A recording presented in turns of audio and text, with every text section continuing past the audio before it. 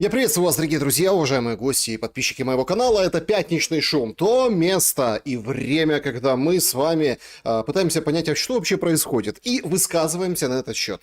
Я Александр Шелест. Шум — это на канале прям вот замечательный повод пообщаться нам всем в комментариях. И, конечно, вот «Пятничный шум», он немножко короче, чем по воскресеньям, но тем не менее очень и очень продуктивно я планирую с вами обсудить происходящее. Потому что события действительно бьют ключом, нагнетается, степень эскалации растет, и вполне вероятно, что вот такая буря, да, вот как есть выражение «ночь темна перед рассветом», может, рассвет все-таки наступит, а может, собственно, и не наступит. В общем, поговорим сегодня обо всех перипетиях и, конечно, все обсудим, но не могу не начать с игры в города. Что это такое? Вы в чате трансляции пишете, кто вы и откуда. Я озвучиваю. Если вам нравится, вы ставите лайк. Если звучит ваш город, тем более. Ну и, конечно, мы с вами как бы объединяемся в такую классную, большую, суперскую команду, которая шумит, и этот шум резонирует далеко-далеко. С нами сегодня Шалом из Днепра передает Светлана Смолякова. Спасибо вам большое. Значит, короче, не значит хуже. Хтось пользователь, ну, конечно, да, как бы размер, длина эфира не имеет значения. Важно, что в него кладут. Самарканд, Загреб, Иваново, Батуми, Грузия. Эфиры не пропускаем. Спасибо вам большое, Жак. Канада шумит, Цимлянск, Питер. И, конечно, это особенно интересно, что с нами Салоники, Греция, а также Дмитров, Портленд, Мариуполь, Ужгород, Мелитополь, Мукачево. Тут с нами Форос, Сашенька, Хайфа с тобой, это таки прекрасно. Значит, Пинск из Беларуси, Таллин с мигами смотрит шум, об этом обязательно поговорим. Значит, Саранск, да, значит, ждет дозу шума. Саша, привет из Литвы, привет в Литву. Спасибо большое Харькову, что шумит тоже. Запорожье, Киев с уважением, Львов, Прага, Остров Русский, Тольятти, Доброполье, тут Киев, Лесной массив, Стамбул, Ришон Лецион, значит, Хмельницкий, Нежмеренко, слава богу. Здравствуйте, Александр, здравствуйте и вам. Луганск, привет, привет большой в Луганск. Екатеринбург, тоже большой привет. И Тегу, Южная Корея, Трусковец на связи, Архангельск, Рыбинск. В общем, география неимоверная. Опрос нашего сегодняшнего эфира я подготовил такой, знаете, он абсолютно бесхитростный. Значит, какая главная беда Украины? Вот как бы вы оценили? Вот, в принципе, есть варианты ответа. ТЦКшники, Зеленский, коррупция, которая прям везде, каждый хочет урвать и стырить. Или главная беда Украины — это Россия. Есть тоже такое мнение. Ну и, в общем, голосуйте, в конце подведем итоги. Очень интересно, как вы, собственно, ответите на этот вопрос. Ну, пока что, конечно, да. Конечно, Зеленский в топе. Зеленский вообще лидер. Зеленский — это что-то. Будем о нем сегодня говорить. Пятигорск, приветствуем. Москву тоже. Санкт-Петербург, Каунас, Литва. Привет из Волгограда. Привет со Славянска. Славянск, привет вам большой. К вам идет война, поэтому большой вам привет и лучи поддержки. Ну так, чисто по-человечески, потому что поговорим о том, что такое, когда война идет и как на этой войне крадут. Жуковский на связи, Саратов. Всем добра. Привет, Гумерсбах. Привет в Гумерсбах. Петровск, Ялта, город счастья. Керчь, Кубань на шуме. И Выборг тоже с нами. И Черное море шумит. Шумит и пенится. На самом деле пены очень много. Краснодар, Винница, Николаев, вам большой привет. Спасибо большое, что смотрите. И Ереван, тоже большой привет. Значит, спасибо большое. Вот мне нравится вот это. Ну что, опять вопросы для детского сада? Ты же это просто издеваешься. Ребята, вот пишет, кто, вот Сергей, да, пишет. Ребята, я шумлю, и давайте шуметь вместе. Напишите в комментариях, вот ровно для того, чтобы вы пошумели над тем, какой вопрос. Мы здесь и собираемся, потому что главное, что мы изо всех точек этого шарика, да, глобуса, мы обсуждаем действительно насущное и важное. Но проще это обсуждать в шуме, проще, легче, понятнее и самое главное вместе. Спасибо вам большое за то, что присоединяетесь. В общем, голосуйте по поводу беды Украины, потому что коснемся мы, похоже, всех бед. Ну и, ребята, в общем, случилось. Начнем с этого умопомрачительного действия. Значит, вот как бы товарищ, да, Кристен Микл, значит, он возглавляет Эстонию и пишет, что все, этим утром 3 российские МиГа-31, в общем, перешли пространство, воздушное пространство. В общем, НАТО, собирайся, давай, бери шинель, пошли обсуждать 4-ю статью. Действительно, значит, эстонцы подняли жуткий, конечно, такой хай, вопль, и правильно, в принципе, делают, потому что, ну как это так, долетели аж до Таллина. Помните такую песню, да? «Далеко ли до Таллина?» Ну, такая попсовенькая, легкая.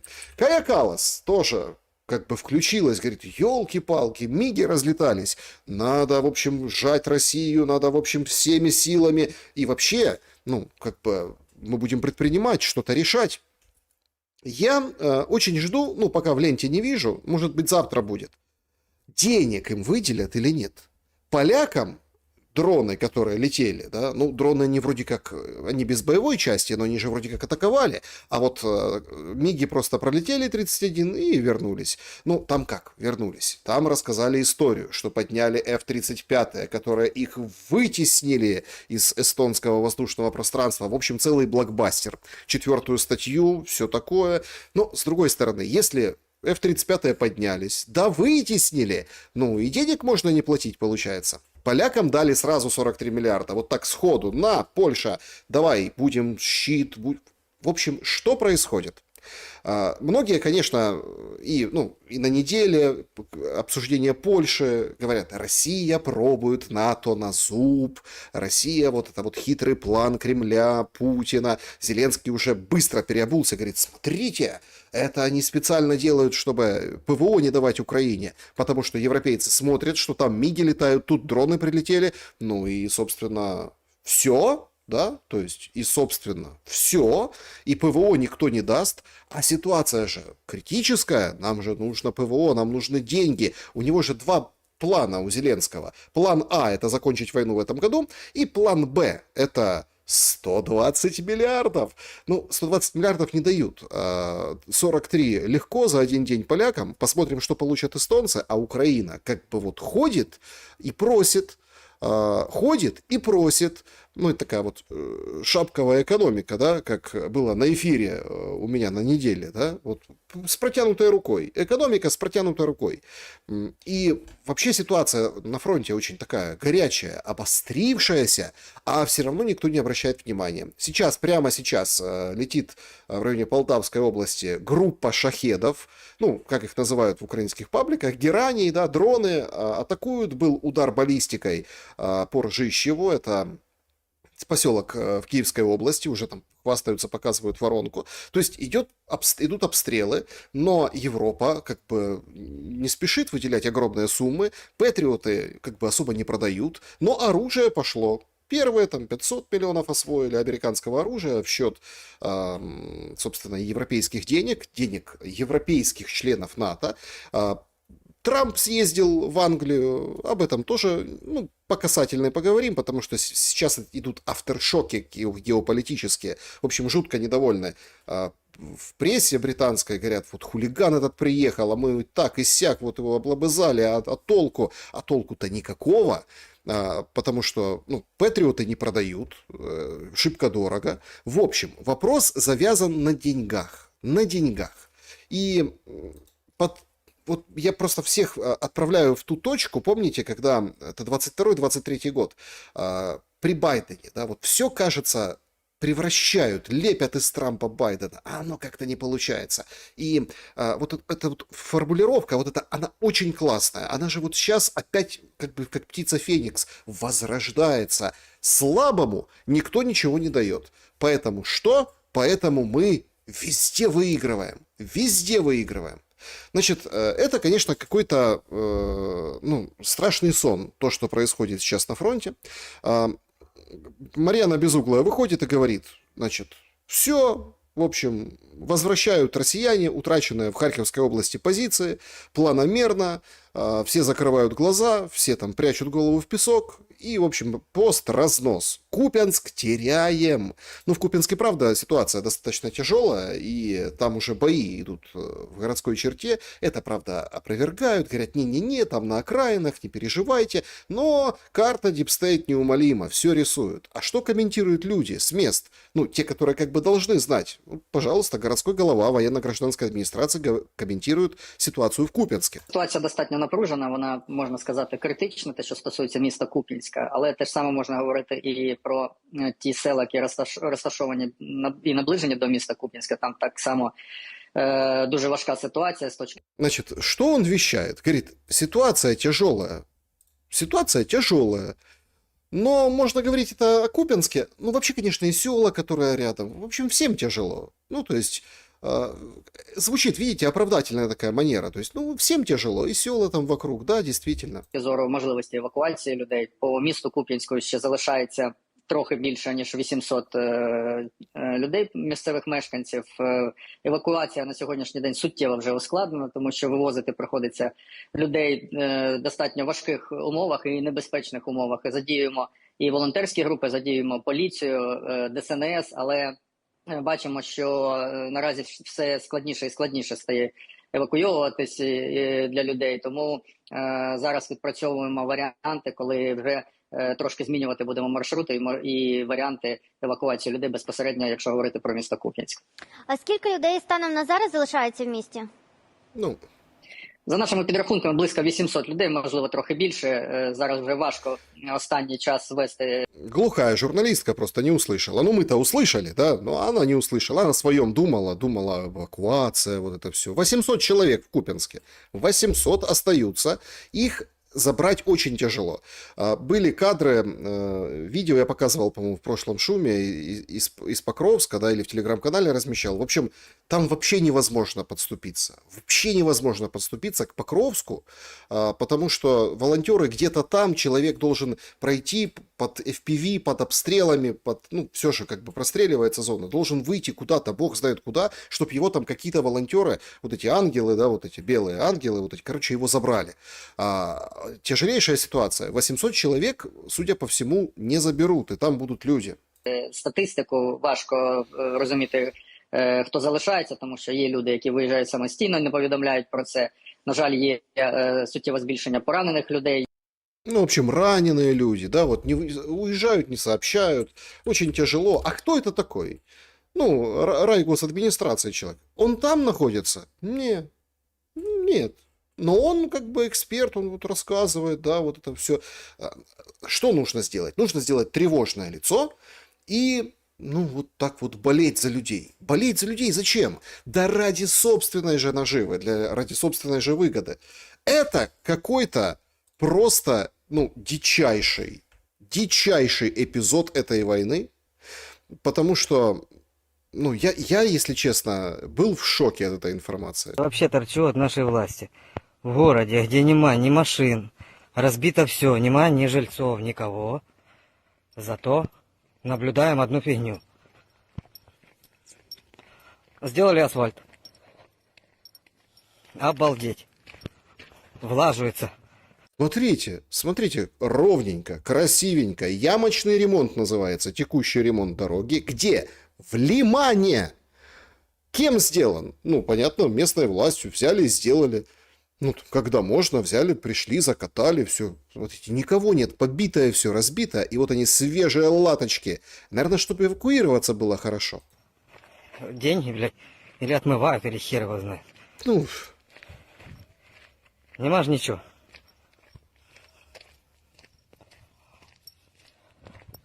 это вот эти, из вот этих райгосадминистраций, как бы военно-гражданских, да-да-да, сотрудничество военно-гражданское, вот она латочка, уже, как говорится, лиман встречают. Волонтер, да, волонтеры едут эвакуировать, рядышком там Константиновка, да, Константиновка, пожалуйста.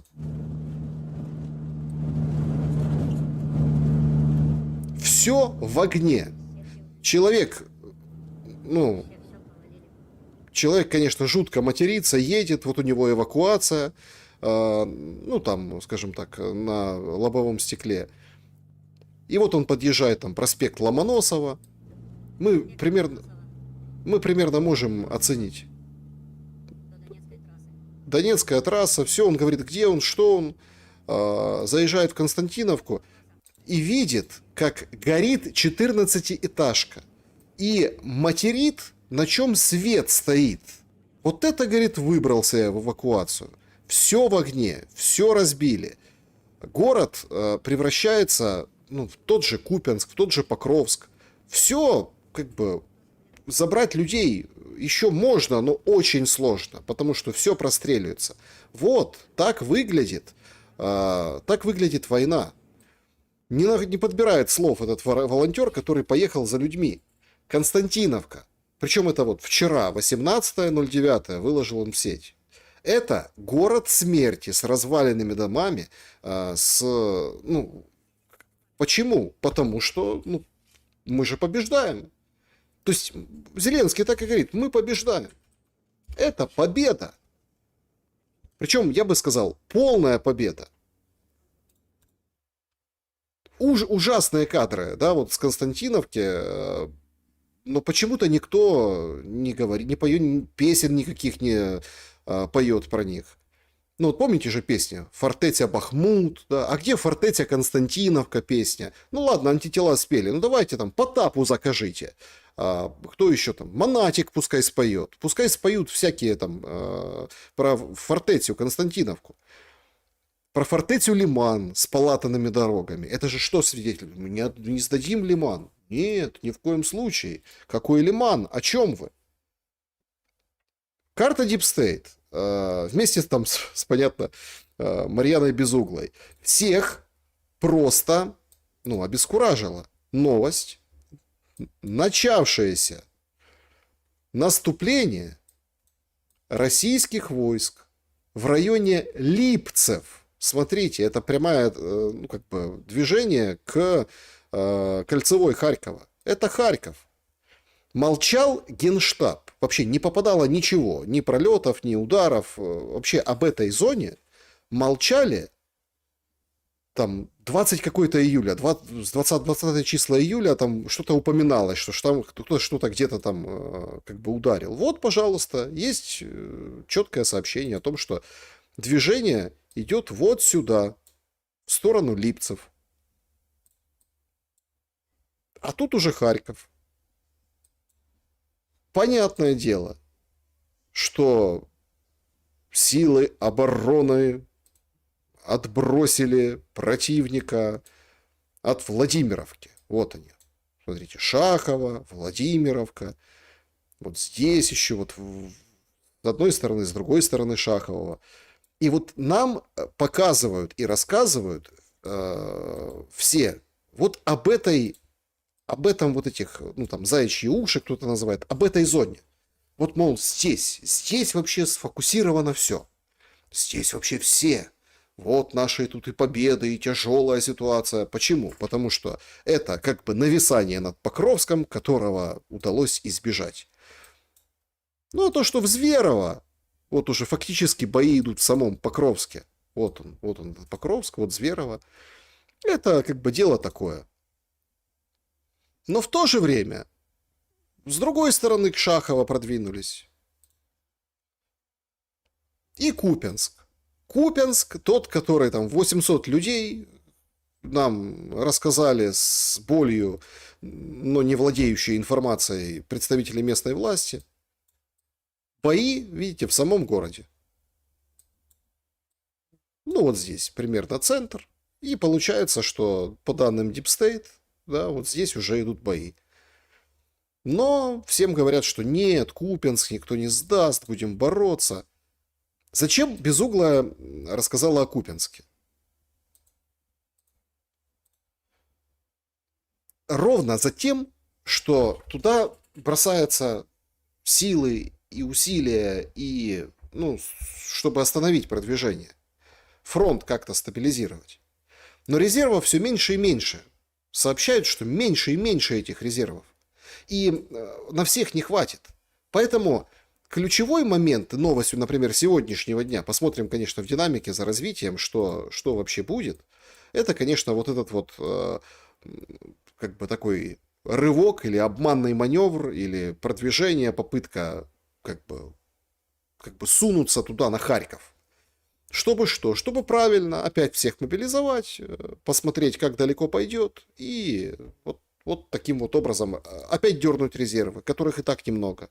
Вчера было замечено в районе Старого Оскола ДРГ, да, которая там на фотоловушку, ну, собственно, вот Старый Оскол, да, и вот здесь, в этом направлении, примерно замечено ДРГ, они перешли границу где-то здесь. Поэтому там идет война. И, судя по всему, что-то готовится в районе Харькова. И к этому относиться вот так вот бросово нельзя. Сколько недель назад в эфирах на моем канале в том числе, да, поднимался вопрос, что Харьков еще ждут веселые времена. А как эвакуируют и как вообще с населением обходятся, ну, это вот мы видим по этим всем другим направлениям. Также по направлениям, скажем так, вот, ну, вот это тот же Лиман, да, где вот здесь латают дороги. Вот смотрите, вот здесь Яровая, где убило пенсионеров 2 недели назад, да, 1,5. А здесь вот идет продвижение. Движение в сторону Святогорска, вот он Лиман, Ямполь, зафиксированы бои в самом городе. Вчера вечером быстро-быстро сказали, не-не-не, там ДРГшники, всех перебили, ничего страшного, не переживайте. Почему? Потому что потерян Серебрянский лес. Бои в Ямполе, вот здесь, означают, что потерян Серебрянский лес с вооруженными силами Украины. Бои, кстати, сегодня, ну, понятно, показывать не могу, жесть.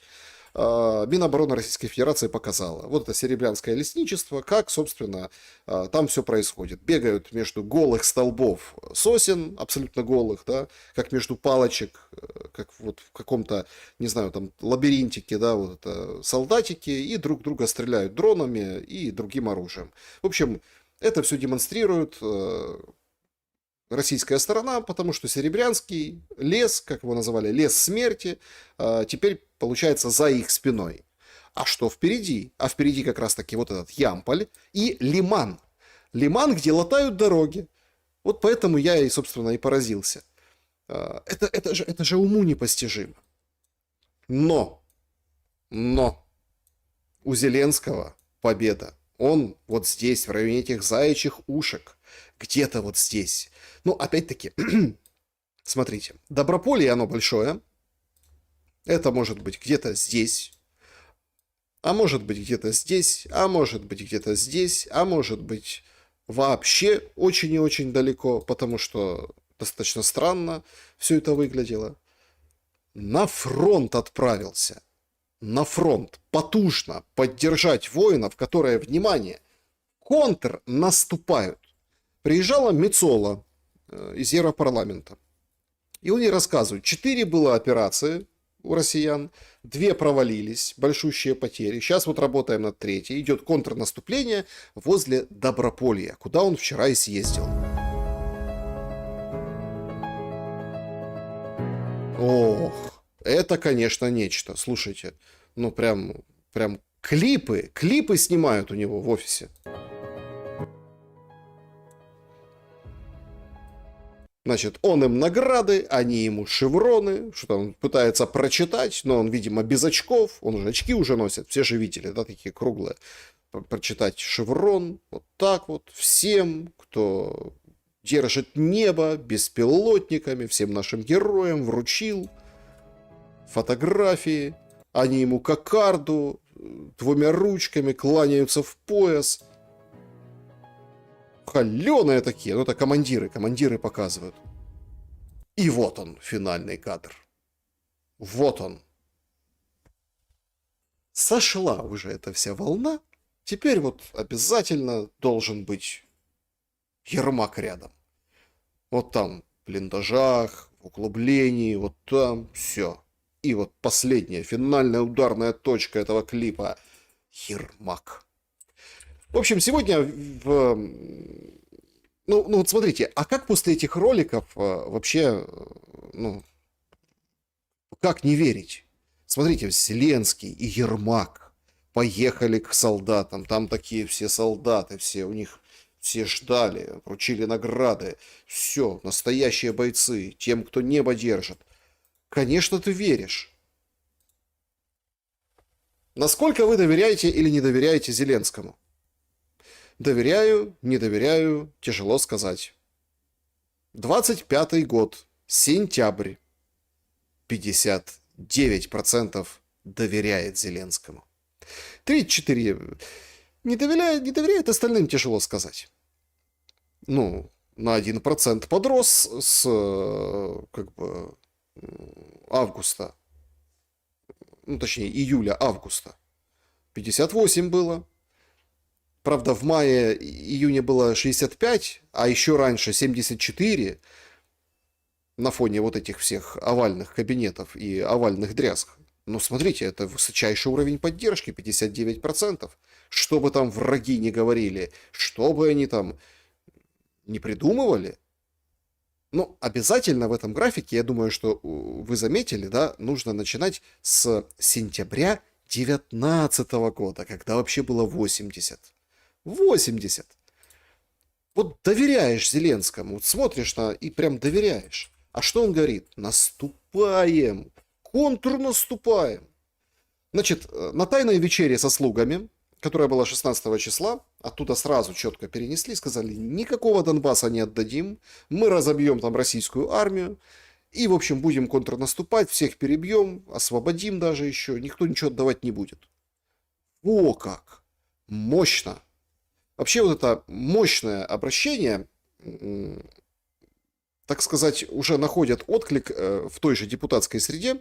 Ну, правда, не у него во фракции. У него фракция, там, мы тоже поговорим, депутаты тоже начинают делать очень интересное заявление. Некоторые, кстати, вот этот сбор фракции, слуг народа, точнее, количество депутатов, так пересчитали, прикинули по головам. В общем, распадается все и, в общем, сыпется сквозь пальцы. Но есть там на кого опереться и с кем поговорить. Следующая, кстати, такая встреча с депутатами своими у Зеленского там в октябре месяце. То есть надо встречаться.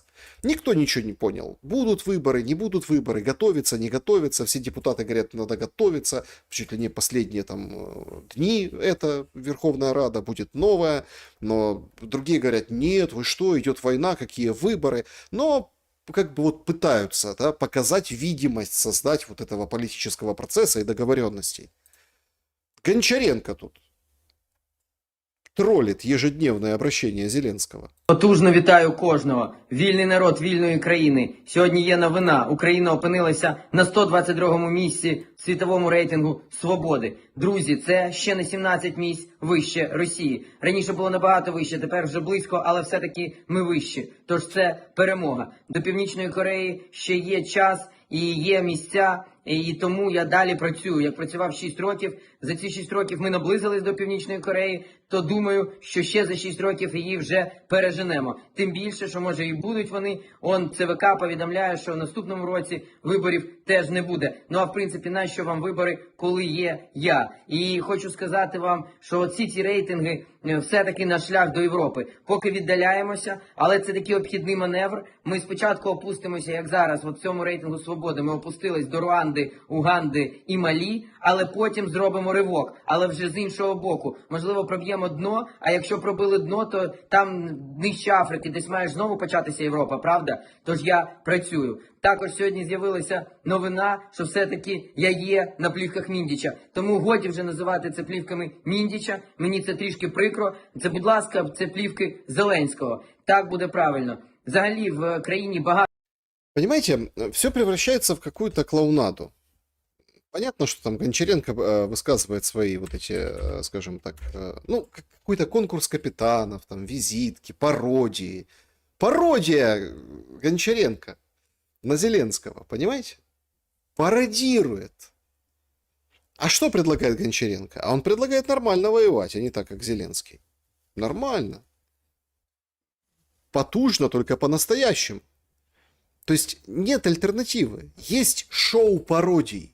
Шоу какого-то, ну, вот этого всего, перформансы, вот это, давайте сейчас пародию запишем. Круто же, круто же. Но, кстати, в каждой шутке, конечно, есть доля шутки. Про Северную Корею сейчас вспомним. Многие действительно недоумевают. А что вообще Зеленский? А что им там, бюджет же как бы преподнесли, да? В Раду подали, сосчитали. депутаты открыли вот эти, посмотрели, говорят, подождите. Ну, все, конечно, да, ура, бюджет, давай там, как бы, воюющая страна. Они открывают, смотрят, а что это за бюджет? А там долги, кредиты, ну, то есть это не бюджет. Долг 101% к ВВП. В смысле? Как это? То есть это не просто ты живешь, ты дышишь, потому что у тебя есть долг. То есть это не развитие, но тем не менее Зеленский повышает пенсии, индексирует пенсии, создает единую госвыплату, стипендии повышает серьезным образом, зарплаты врачам и учителям. Нет, зарплаты врачам и учителям надо повышать. Давно. Инфляция жуткая будет, вот уже этой осенью. Это связано, понятное дело, там с, ну, понятно, доллар, евро, там вот эта история. Ну, с гривной будет ужас, что. И когда там некоторые говорят, что гривна по 8, там, доллар по 80, это вполне себе перспектива, резкая, быстрая. Ну, вполне вероятно, что так тоже может быть. Но одни сутки войны с Россией стоят 172 миллиона долларов. Вот такие деньги. Один день. Об этом сказал Гнатов, это начальник штаба, ну, генштаба. Ведення війни проти такої великої і потужної по ресурсам країни, якою є країна-окупант Російська Федерація. Ведение войны один день против такой мощной, ресурсной страны, которая является, ну, понятно, страна-оккупант, в общем, против России, Российской Федерации, он говорит. Це надзвичайно дорого. І суми, які були озвучені, 172 мільйони доларів на добу, вони, ну, справедливі. Можна порахувати, скільки це обходиться в рік і зрозуміти, що своїми силами ми не зможемо самостійно такий тягар виносити. Конечно, мы сами не сможем такое тяжелое бремя нести, такую ношу нести. Вы что? Вот вам Гнатов говорит, 172 миллиона в день. Так где деньги брать? Дефицит же есть. Понятно, что там все, что собираем типа на войну, да, а вот эти все плюшки, это нам партнеры дают. То есть зарплаты бюджетникам, пенсии, стипендии повышенные, врачи, учителя, вот это все, это Европа оплачивает.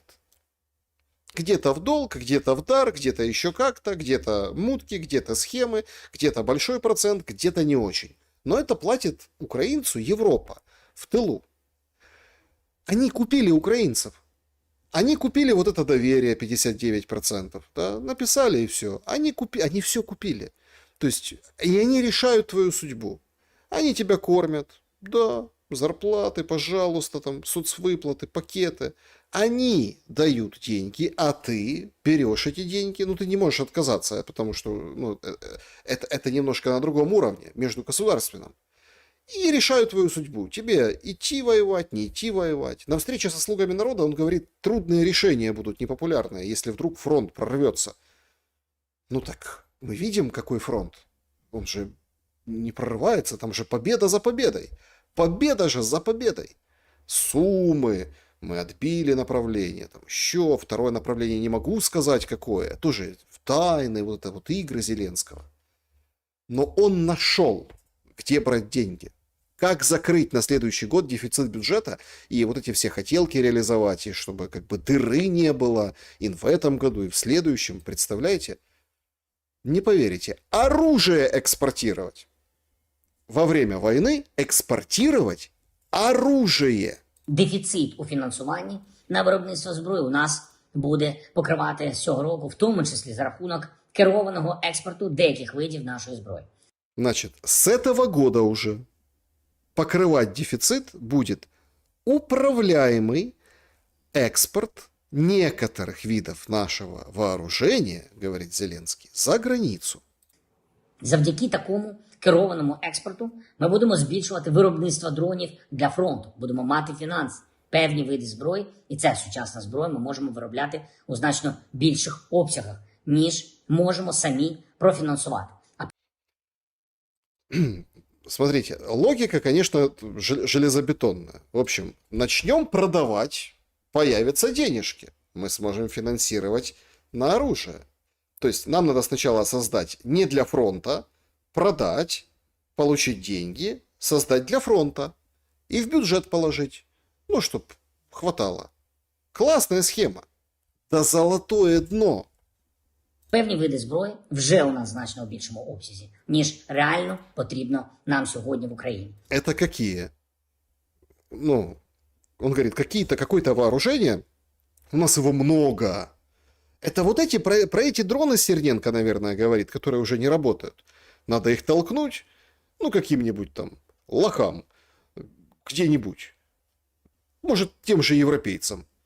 Ну, вот Стерненко же, он же дронами занимается. Говорит, Минобороны закупила там дроны, вот они лежат, 60% вышли, ну, устарели, потому что все идет вперед, все развивается. И 60% это деньги, миллиарды надо отбить, перепродать с наценочкой. Это этих много. У нас много какого оружия в воюющей стране? Какого? При отступлении, при тяжелых боях? Ненужного? Нет. У нас много оружия, которое уже не підходить. Приклад – морські дрони, на які розраховує світ, і які у нас в профіциті. І також протитанкова зброя, деякі інші види. Тобто перший пріоритет – це фронт, забезпечення наших бригад. Другий пріоритет – наші українські арсенали. І тільки третій пріоритет – ось такий керований експорт. Протягом 2 тижнів буде представлений концепт. 3 нові експортні платформи. Перша платформа для експорту та взаємодії зі Сполученими Штатами Америки. Друга платформа – це наші європейські партнери. Третій напрямок – інші партнери в світі, які теж зацікавлені в українській зброї та від яких Україна отримала ту чи іншу підтримку. Конечно. Ну, арабам спихнет, еще кому-то. То есть вы понимаете, да? Морские дроны. И как по мановению волшебной палочки. Ну, не то, что Марченко, министр финансов, просил их, чтобы денежки нарисовались. Нет, другой волшебной палочки. На Львовском стадионе, Львов-Арена, появляется вот эта балда. Ну, вот я по-другому не могу сказать. Балда, слушайте. Такая. Ничего себе. Выставили 12 метров в длину, 5 тонн, может. Это морской дрон, оказывается. Морской дрон. Называется он Толока. Толока! Вот это будут пытаться, ну, скажем так, продавать, я так понимаю. Поэтому их выставили на общее обозрение. Смотрите, какой у нас морской дрон классный. Толока будет. Американцы, хотите дрон? Вот, смотрите, мы взяли те, которые у нас были дроны, вот это масштабировали, придумали. Вот, смотри, ух, какая. Большая? Большая. Класс. Дорого стоит? Конечно, наверное, дорого можно будет продать и бюджет пополнить. Толокой. В воюющей стране выставляют на стадионе во Львове, вот такие вот, так сказать, символы могущества. Я вот думаю, Толока, что вообще, как, что мне напомнило эти фотографии? Да другие фотографии. Привет тому же Гончаренко, который пародии клепает на Зеленского и называет его Ким Чен Зе. Вот, пожалуйста, сегодня сообщили в Северной Корее огромный беспилотник, Кумсон называется, да, ударный. Вот на него сегодня Ким посмотрел. Вот так вот он выглядит. Вот человек с рацией, человек в шляпе. Кстати, с Меланией Трамп. Все его начали сравнивать после этого фото. Вот такой северокорейский дрон. Масштабно, мощно. Летит, наверное, быстро, бьет хорошо и точно уж ничем не сбивается. Как Толока. Они похожи. Только проблема в том, что вот эта вот дура может там испытания пройти где-нибудь там со стороны России, да, передаться, как вот другие там северокорейские Искандеры, например, там ракеты. А Толокой что ты будешь бить? То есть вы понимаете, что это золотая жила? Они нащупали золотую жилу. Они придумали эту Толоку, которую там ты попробуй приволоки, собственно, к берегу, чтобы ее там опустить в воду, чтобы никто не увидел, и запустил куда-то. По хуситам будете стрелять. Нате вам, покупайте.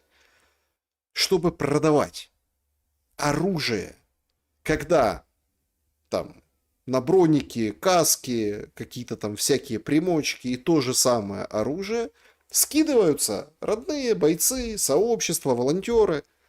Белецкий же говорил, вот буквально пару месяцев назад, вот этот Белецкий, этот белый господин, да, белый генерал, он же ариец такой чистокровный, он же говорил, что, ребята, от Минобороны ничего не получаю. Конечно, ничего не получаешь. Нужен ты 300 лет. Мы занимаемся толокой и другими всякие противотанковые, там, примочки, штуки, чтобы взять и так продать.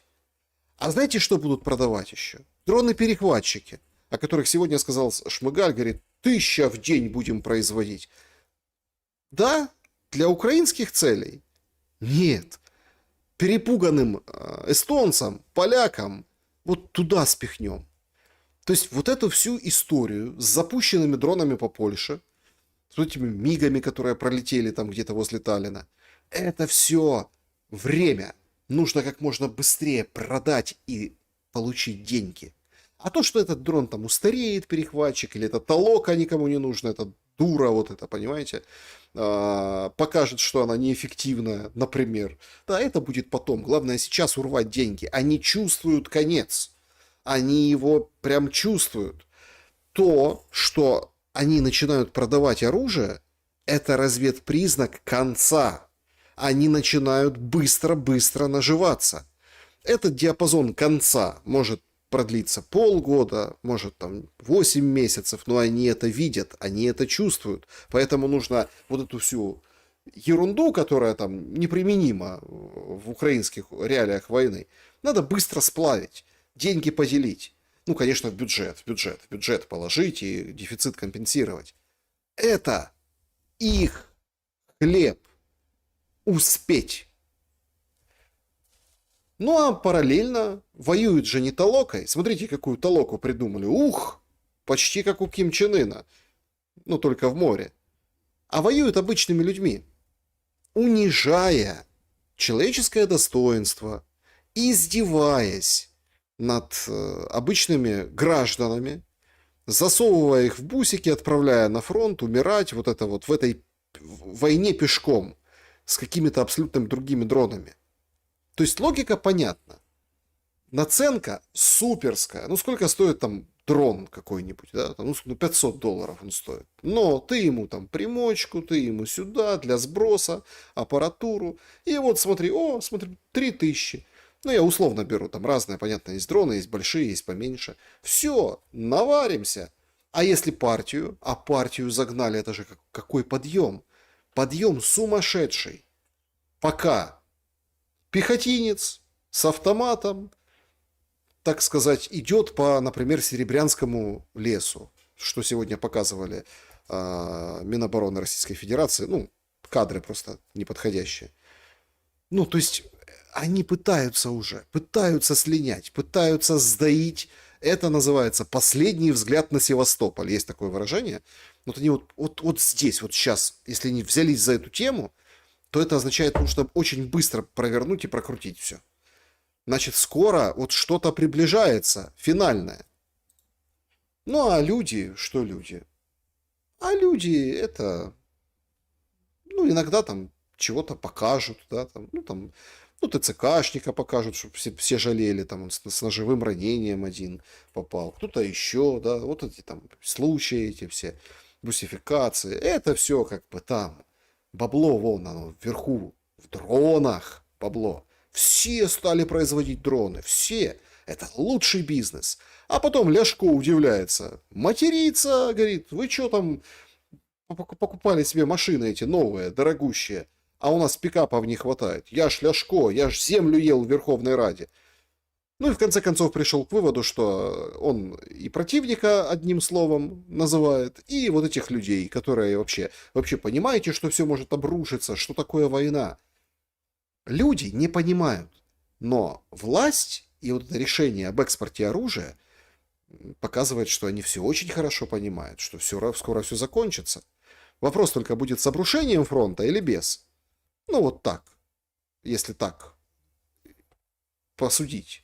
Ну, например, обрушится фронт, пойдут далеко вперед, прорвут оборону, за раз зайдут на 30 километров или там на 50 километров. Ну, говорят, 50 дальше идти не надо, потому что повторится ситуация с 22 годом. И тогда уже быстро-быстро, пожарно-пожарно нужно будет чего-то останавливать, и договариваться о каких-то жестах доброй воли. Но опять-таки, а если нет? Параллельным курсом всех уже предупредили, что мобилизация, даже если все остановится, будет продолжаться. И всячески играют на этой мобилизации вот эти вот медиа-уроды, которые, скажем так, рассказывают об ИПСО и запускают треки, которые вот как бы должны, по идее, помочь человеку справиться с вот этим наплывом дурной информации.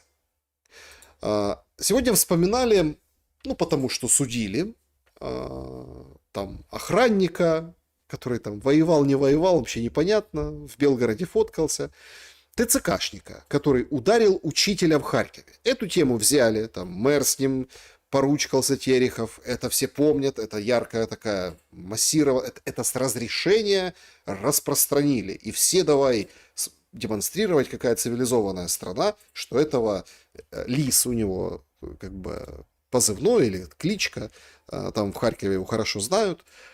Это вот показательно, смотрите, вот нарушение, и ТЦКшника вот наказывают. Судиться начали, фінальна стадія суда. Але ж в окопі будете історію розповідати? Чому ж так професія вас зачепила? Нічого ще. Нічого. Зовсім. Зрозуміло. Я теж викладач за освітою. Зрозуміло. Ви зазнали Это кадры суда, это разговор его с судьей. Да? То есть, что ты вообще, давай же, слушание, суд к тебе обращается, чего ты? Чего ты его ударил? То я сам, говорит, педагог по образованию. Так это Макаренко проснулся где-то. Смотрите, понятно, что опухший, заплывший, видно, что квасит, видно, что, собственно, ему вот это все показуха, да, это вот, смотрите, какая у нас демократичная страна. Судья разговаривает с вот этим ударившим учителя. Значить, ви маєте право затримувати. Маємо право зупинити і затримати до встановлення факту бронювання або знаходження в розшуку. Це так і написано. Ні, так не написано, це, Так суд у вас питає, ви кажете, я маю право затримувати. Значит, это вот судья, она решила сыграть вот этого луцкого судью, который там, помните, к нему потом СБУшники пришли. Но к этой не придут, потому что это дело специальное. Это вот нам надо всем погрузиться и сказать, ух, какой у нас классный суд. И она вот разыгрывает с ним вот эту сценку. Она говорит, какие ваши обязанности? Идет группа, я должен остановить, и до того, как мне покажет какие-то документы, в общем, его как бы задержать человека. А тот говорит, нет. И начинает ему зачитывать его обязанности. Які ваші функціональні обов'язки? Ви ж під ними розписались, вони долучені до матеріалів справи. функціональні обов'язки, що іменно? Ваші функціональні обов'язки. Перевіряти військово-облікові документи у громадян, проводити оповіщення серед громадян. Бути хоробрим, дисциплінованим, не допускати негідних вчинків. Быть храбрым, дисциплинированным, не допускать плохих поступков. І утримувати від них інших військовослужбовців. Є таке у ваших Є. центральних обов'язків? Під час перебування поза розташуванням підрозділу поводитися з гідністю та честю, не допускати порушень громадського порядку та негідних вчинків. Є? Яким чином ваші обов'язки корелюються з вашими діями щодо нанесення тілесних ушкоджень? Ви цілеспрямовано, там видно, ви прям так цілеспрямовано підходите до потерпілого. Не цілеспрямовано. Говорит, специально ударил? Не специально ударил. А по сторонам чого дивилися? Я вибачився і на наступний день, якщо б потерпілого Та ми вже в засіданні. можливо було знайти. Ми вже засідаємо. Я бы на следующий день извинился, но я ж его не мог найти. В смысле?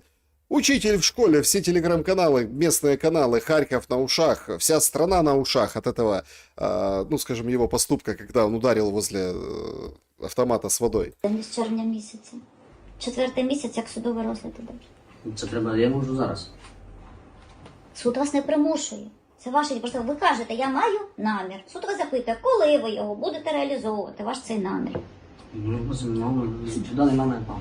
Я вибачаюсь за те, що емоції перемогли і я поводився эмоции у него победили, и он неправильно себя повел. Извинился ТЦКшник перед учителем. Недостойно, неправильно. Що мені ще можу сказати? Что еще ему сказать?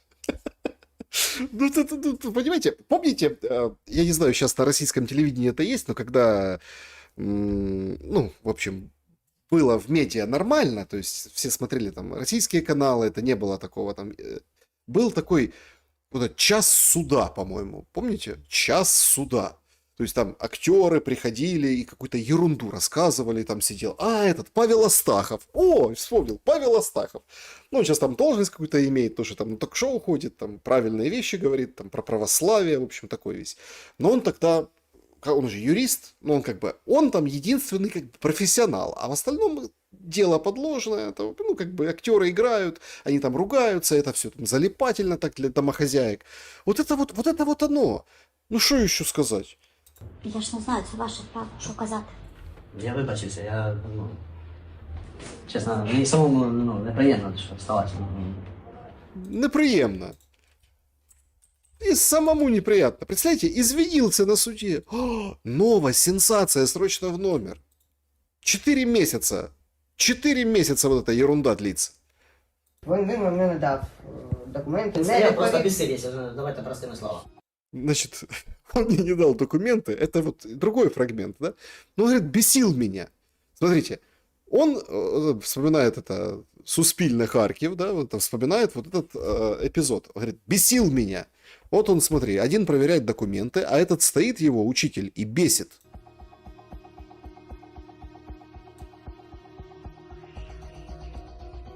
Вот так вот. По сторонам смотрит. Все как положено. Як ви кажете? Ну просто бісив, він не мог не Обвинувачене зауваження. Зауваження вам, слова підбираються коректно. Час суда снимаем. Слова подбирайте. Как значит бесил? Вы что? Это вообще не литературное слово. Ані бісив. Ви ж не на ринку, що вас бісять. Слова коректно підбирайте. Ну роздратував там, формулюйте. Ну роздратував. ви сидите в засіданні, потопіли перед вами людина, яка постраждала, ви кажете бісив. Просто, він дратував своєю поведінкою десь. Він не мог відповісти спокійно, нормально. Не відповідав. Він відповідав питанням на питання, ви розумієте? Тобто, Вопросом на вопрос отвечал. В Харькове. Это ж не Одесса тебе. Харьков. Вопросом на вопрос. Представляете? Бесил. Как интересно, слушайте. Шоу прям. це Що відбулось далі? Далі, ви ж бачили на відео. Ні, ви нам розкажіть. Моя версія події, просто чуть-чуть моральний стан у мене був підірваний, і я наніс два удари. Так, давайте ближче до цього. На цей час, як ви себе до потерпілого співчуваєте йому, ну і так далі. Ви вибачаєте. Вибачаюсь. Выбачаюсь. Ну, в общем, шоу в ролях прям, в лицах. ТЦКшники извиняются. Понимаете? Извиняются. Вообще, а что у них с моральным духом, у этих ТЦКшников? Да зарплаты у них маленькие, слушайте. Зарплаты маленькие. Ой. Плата в ТЦК 20 тисяч гривень. Дивіться, от у них там 20 тисяч гривень. Мне нравится, это Федиенко, это, конечно, это депутат. И лицо такое, украинское, хитрое, с прищуром, 20 тысяч гривен. Вот это вот поэтому он такие ходят злые. Що у військового, що у цивільного. Депутат – це представник народу, як найвище джерело влади в Україні. До мене звернулись працівники центрів комплектування, на щиті вони називаються, вони опікуються якраз от питаннями такими, про які, можливо, в суспільстві не люблять згадувати, але по факту там і поховання, і розшук, і т.д. і т.п. Да? Там щось, вони там якось ставка 5600, але воно там через премії, т.д. там 20 тисяч. Да? Ненормований робочий день, звісно, клімат психологічний, ну там важкий. Я поїхав, перевірив, подивився. Смотрите, великолепно. Ну, я не буду говорить, что он манипулирует, там еще что-то. Ну, смотрите, ТЦКшники, мы всех вот этих, которые извинялся, 4 месяца его судили, а потом он все-таки выдавил из себя извинения. А вообще ТЦКшники есть другие, те, которые занимаются там, похоронами, ну, как обычно, то есть военными, там, семьями, какими-то, ну, не реабилитацией, а, ну, помощью, сопровождением, да, вот это. И есть такая организация, называется «На щите». Я, если честно, вот обалдел. Там передали 1000 тел, и там вот этот шеврон тоже на щите. Так это ТЦКшники, понимаете? Те, которые там тела перегружали из рефрижератора в рефрижератор. Это типа тоже ТЦКшники. Мол, когда вы говорите ТЦКшники, ну имейте в виду, что там вот эти есть там организация на щите. 20 тысяч зарплата. Посидів з ними там, ну да, звісно, важко і морально, і емоційно. Тому я не став ініціатором з точки зору того, що я подав законопроект. Ніяких законопроектів немає. Я просто написав звернення до Міністерства оборони України, що дивіться, ну окей, військових не чіпаємо. Якщо ви так вважаєте, ну хоча б тоді цивільним працівникам зробіть заробітну платню трошки вище, бо по факту вони працюють ну, на рівні тих самих військовослужбовців. На що мені Міністерство оборони відповіло, що просто, ну вибачте, немає грошей. Нет денег. Ничего, сейчас оружие будем продавать, сейчас деньги появятся. Прям из рога изобилия будут сыпаться. Денег будет, куры не клюют. Куры не клюют. История сегодня гуляет по новостейным лентам. В общем, участника боевых действий засудили за то, что он отказался идти в ТЦК. Значит, в Чернигове Деснянский райсуд, это решение суда. Ну, в общем, ему предложили идти в ТЦК после ранения там на фронте, да, он отказался. И пошел опять на фронт. Ну, как бы подлечился, там, зашили все, там, в общем, чуть-чуть выходили, и он опять пошел. Потому что на фронте ему проще и понятнее, чем вот это вот ТЦК. А так ему впаяли там 5, по-моему, да, за СЗЧ. Ну, вот просто все. СЗЧ. Пожалуйста. Наказание тебе. Денег не платят. Представляете, какие они бедные и несчастные. Идти к ним никто не хочет. Чего они такие злые? Да потому что зарплата маленькая. Ну, а как? На тебе бусик, на тебе военную форму. Иди, зарабатывай. Вот, зарабатывают. Харьков, пожалуйста. Смотрите. Веселые картинки.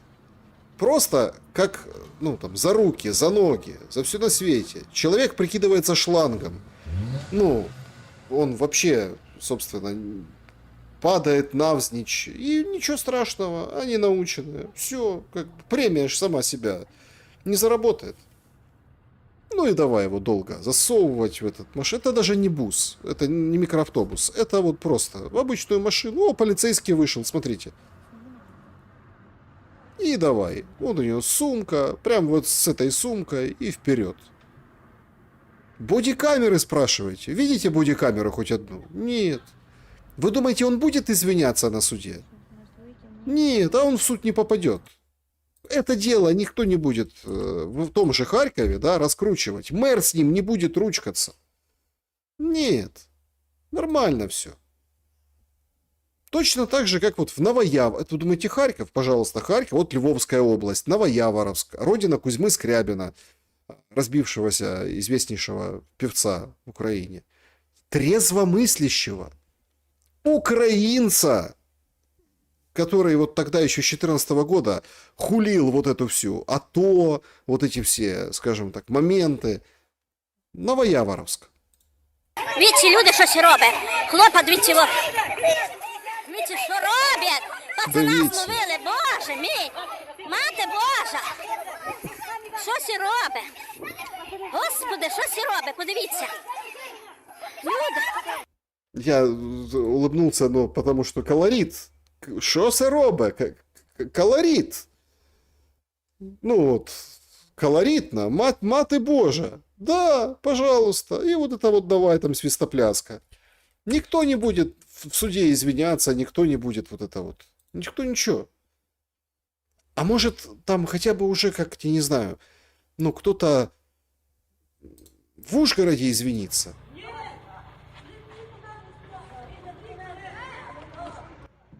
Не, никто не извинится. Обратите внимание, в Ужгороде, да, Паджеро, Митсубиси.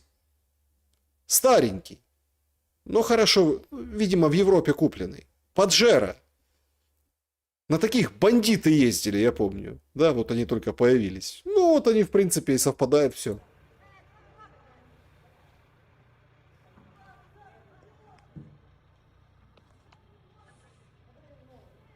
Да, убери ногу, все, сели, поехали. Он такой, тарантас такой, как, почти как микроавтобус. Ужгород, пожалуйста. Почему бы и нет? Тернополь. Вообще, прям в зале магазина. И магазин такой известный. Недавно били по логистическому центру этого магазина, эпицентр, там стройматериалы и все-все-все на свете. В Киевской области. А вот тут есть еще один удар по репутации магазина.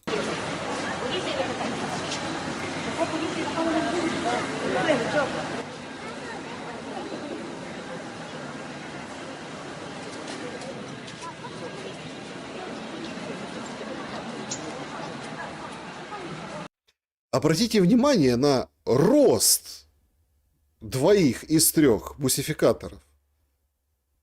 Ну, как здоровые лбы. Под 2 метра оба.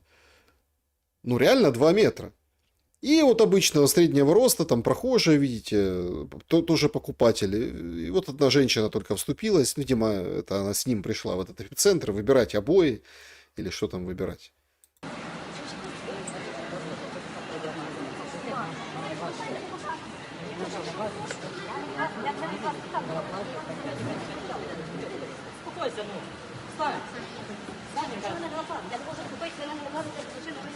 Нет, ты не можешь ничего купить. Смотрите. Так это, как это? Бандюки. Ну, понятно, кому-то звонить. Вот это все прямо в эпицентре.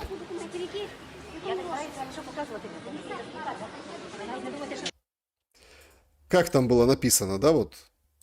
Вот здесь. Вот. Вот так вот я хочу немножко приблизить, чтобы было, ну, вообще очень колоритно. В эпицентре есть все. Все есть в эпицентре. Ну и, соответственно, все бывает. Знаете, как вот есть выражение, что случилось в Вегасе, останется в Вегасе, что случилось в эпицентре, останется в эпицентре. Пошел там обои выбрать или там, не знаю, масло купить в машину поменять. Не, вот они два из 3 просто какие-то баскетболисты. Просто они, ну, понятно, что им в окоп, что ли. Их видно будет с окопа. Поэтому ты иди. И женщину свою, покупай масло, иди на кассу, а мы там тебя встретим. Нет, мы тебя можем, не дожидаясь кассы, встретить. Почему? Потому что в эпицентре есть все. Все для ремонта. И ТЦКшники тоже. А это случай просто неимоверный. Тоже западная часть Украины. Тернополь. Волинська область, Ковіль. Невідомі у балаклавах у Ковелі напали на працівників газових мереж, розпилили людям перцевий балончик. Таку інформацію нам повідомили власні джерела. Сталося це сьогодні. Наші джерела кажуть, нібито це були працівники ТЦК. На місце інциденту виїхали медики і забрали газовиків у лікарню. Значит, приходят... Что сообщили журналистам? Газовики пришли, им какие-то в балаклавах налетели, лоси, баллончиком забрызгали глаза. Ну, надо как-то разобраться, в чем дело, что это такое. Вроде как ТЦКшники. Так, дійсно, що в балаклавах було, що запшикали газом, є потерпілі. Наша швидка завезла потерпілих в лікарню. Там постраждало 5 людей, 2 із них доставлено у заклад охорони здоров'я. З газорозподільчих мереж, так. На територію, де стався інцидент, з'їхались правоохоронці. Наші дійсно виїжджали, але вони просто допомагали слідчо-оперативній групі. А що там попередньо трапилося? Я не можу вам сказати, тому що, ще раз повторюю, ми не займаємося цією справою, вам потрібно дзвонити до слідчо-оперативної групи. Короче, полиция не в курсе, говорит, мы вообще ни при чем. Что-то вот произошло, вообще, как это? Газораспределительная станция, газовики, налетают какие-то, пшикают баллончики, 2 отвезли в больницу, ну, ожог глаз, понятно. Ну, полиция говорит, да мы не в курсе. До ГУНП. Ну, а патрульних викликали на який випадок? В чому полягав той виклик? Мене тілесні ушкодження, Наші приїхали, побачили, викликали зразу слідчу оперативну групу, які, кажу, ми далі надавали їм практичну допомогу, охороняли місце події. Що наші джерела кажуть, ніби то були ТЦК. Я ж кажу, що зараз ГУНП цим займається. Наразі в головному управлінні Нацполіції небагатослівні. Кажуть, там ще працює слідчо-оперативна група. Следственно-оперативная группа работает, а полиция охраняет. Все. Ищут пожарные, ищет милиция. Кто же напал на газовиков и забрызгал? Що сталося з ковальськими газовиками, що дійшло аж до лікарні, розкажуть згодом. У Волинській філії газорозподільних мереж повідомили, що вивчають ситуацію, а яку саме поки не кажуть. У Волинській Короче, все что-то изучают. Где-то напомнило вот этот день... День выборов, кажется, да? Когда там корабль где-то, там, они придумали, животное, корабль тонет, все, марафон, давайте спасать. День радио. Животное, марафон, давайте спасать, что-то происходит. обласному ТЦК та СП ситуацію коментують так.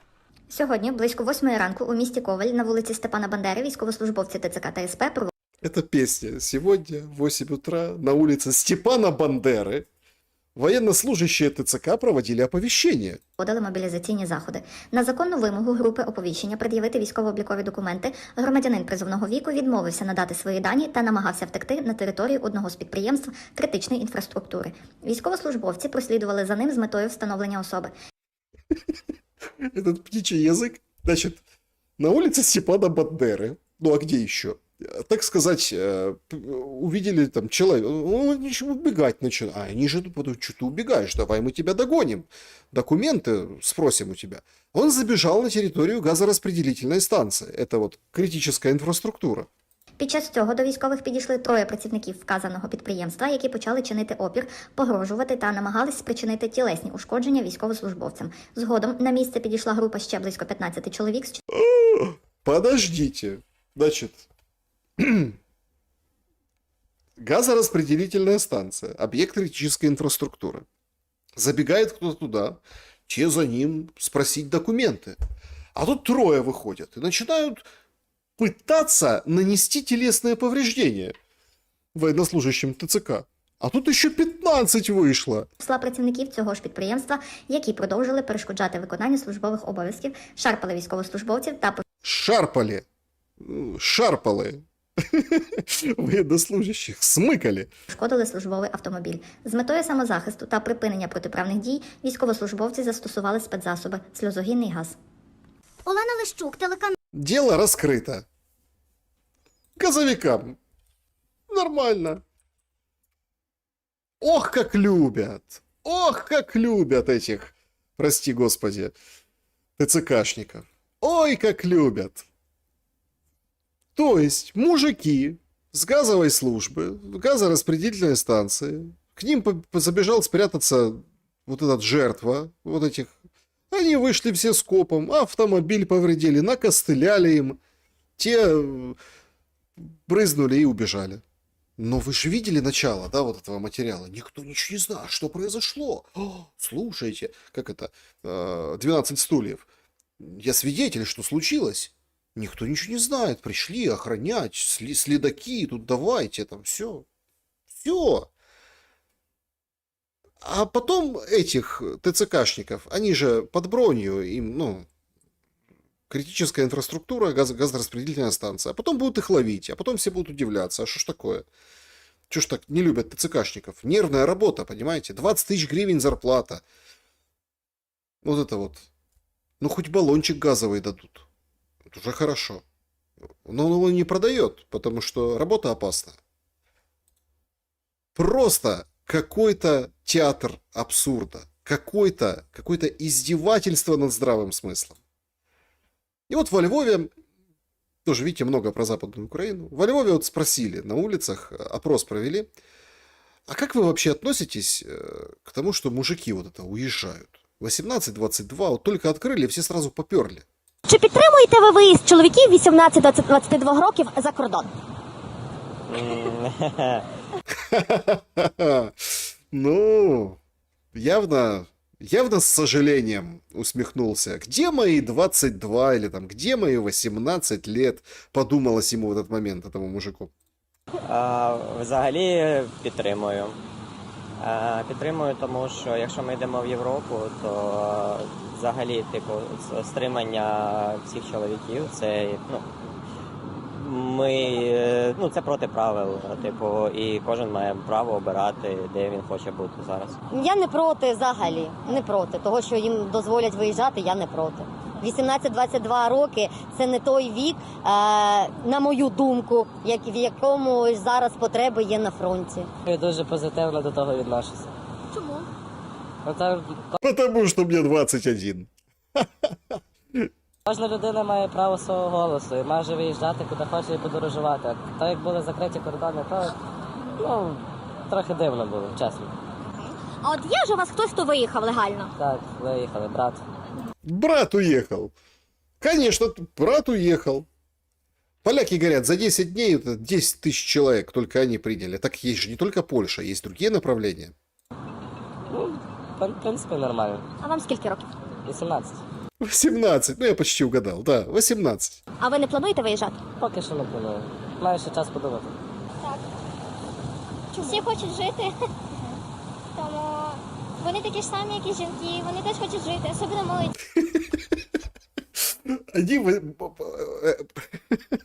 Пацаны 18-22, они точно такие же, как и женщины.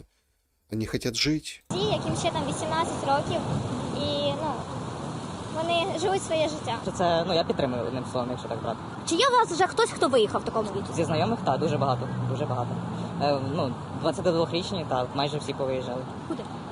Хто куди, хтось в Польщу, хтось в Німеччину, хтось, в Румунію. Ну да, видите?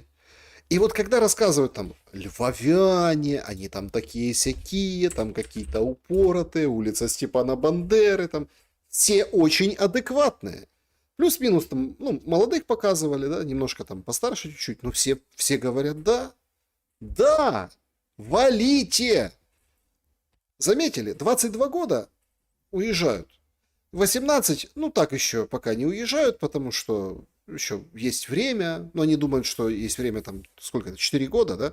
Нет, времени меньше, есть уже активно, там, распространяют эти слухи, что, возможно, будут трудные решения, отменят вообще это все дело. Поэтому, думать долго лучше не думать, да? Нужно собираться, готовиться, и года, там, 2 нет на это дело, нет. Надо вот прям. Все адекватные. Пожалуйста, адекватные львовяне, представляете? Конечно, уезжать. А что тут сидеть? Конечно. А вдруг потом завтра закроют выезд? А ты не уехал. Надо, значит, ехать. Польша, Германия. Да, сейчас прикручивают вот эти все программы для украинцев. Понятно, там защиту какую-то продлевают, но с выплатами беда. Конечно. Но никто не хочет идти на фронт. Никто не хочет вот это вот месить. Нет, есть люди, конечно, которые хотят вот это вот ловить по эпицентрам и по газовым станциям. Такие, конечно, есть. Но, как показывает практика, те, кто побывал на фронте и вернулся, ему это предлагают, они говорят как-то, да нет, я лучше опять подлечусь опять на фронт. Лучше туда, чем к вам, в ваш гадюшник. Потому что, в принципе, полицейское государство, вместе с ТЦКшниками, полицейскими. Вот случай в Киеве.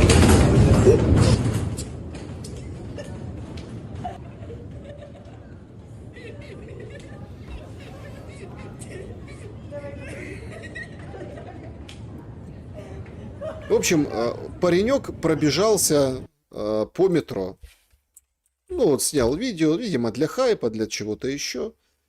Пареньку больше 18 тоже, да, он просто пробежался. Дури много, весело, может, для ТикТока чего снимал. Видите, как смеются там, наверное, друзья. Пробежался, молодец. Собственно, все, его задержали. Он сам с Черкас приехал в Киев подзаработать, на заработке. В Черкасах работы нет. Всю 5. 5 срок выписывают ему. Надеюсь, что 5 не будет, но он там повредил фонарь световой. Все, нашли быстро. Быстро, моментально вперед, тут полиция, давай. Что нарушил критичного, что до 5 лет тюрьмы, непонятно. По всей видимости, отделается штрафом, но штраф платить не за что. Все, Все вообще. А вот этот вот закон о том, что в каждой школе теперь будет полицейский дежурить. Ну, потому что пускай там привыкают, так сказать, люди, что возле них сразу есть или полицейский, или ТЦКшник. С молодых ногтей, как говорится. С самого малочку. Но это, конечно, подается как безопасность в школах, там везде, вот это все. Нет. Нет, просто все как бы структурируется, заборы ставятся, заборы становятся выше. И если есть калитка 18-22, надо, конечно, валить. Надо, конечно, бежать.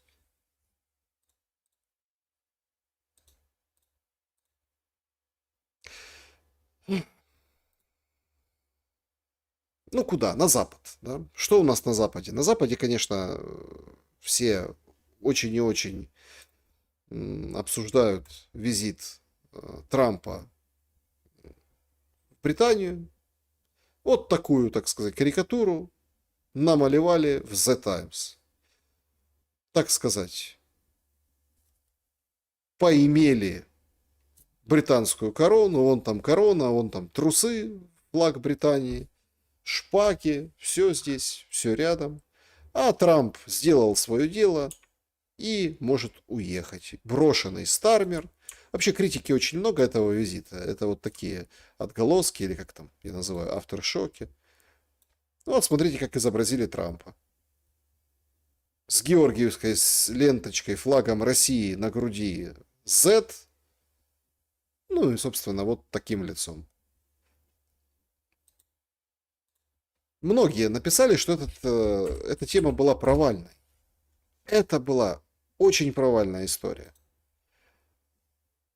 Обсуждают разные детали, их было много. Покажу вот эту. Значит, Азербайджан.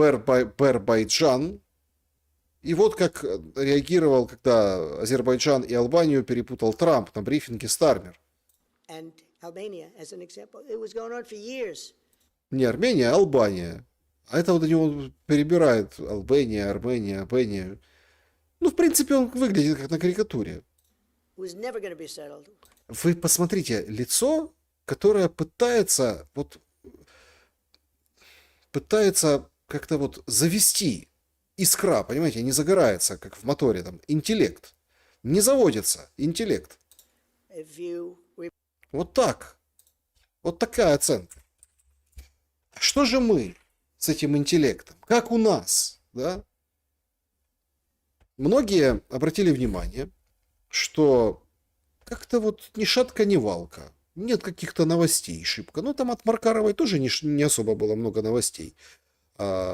Послица в Соединенных Штатах Америки. Ну, Стефанишина как-то молчит. Не молчит. Интервью дала. Знаете кому? Жадану, писателю, поету, прозаїку і музиканту.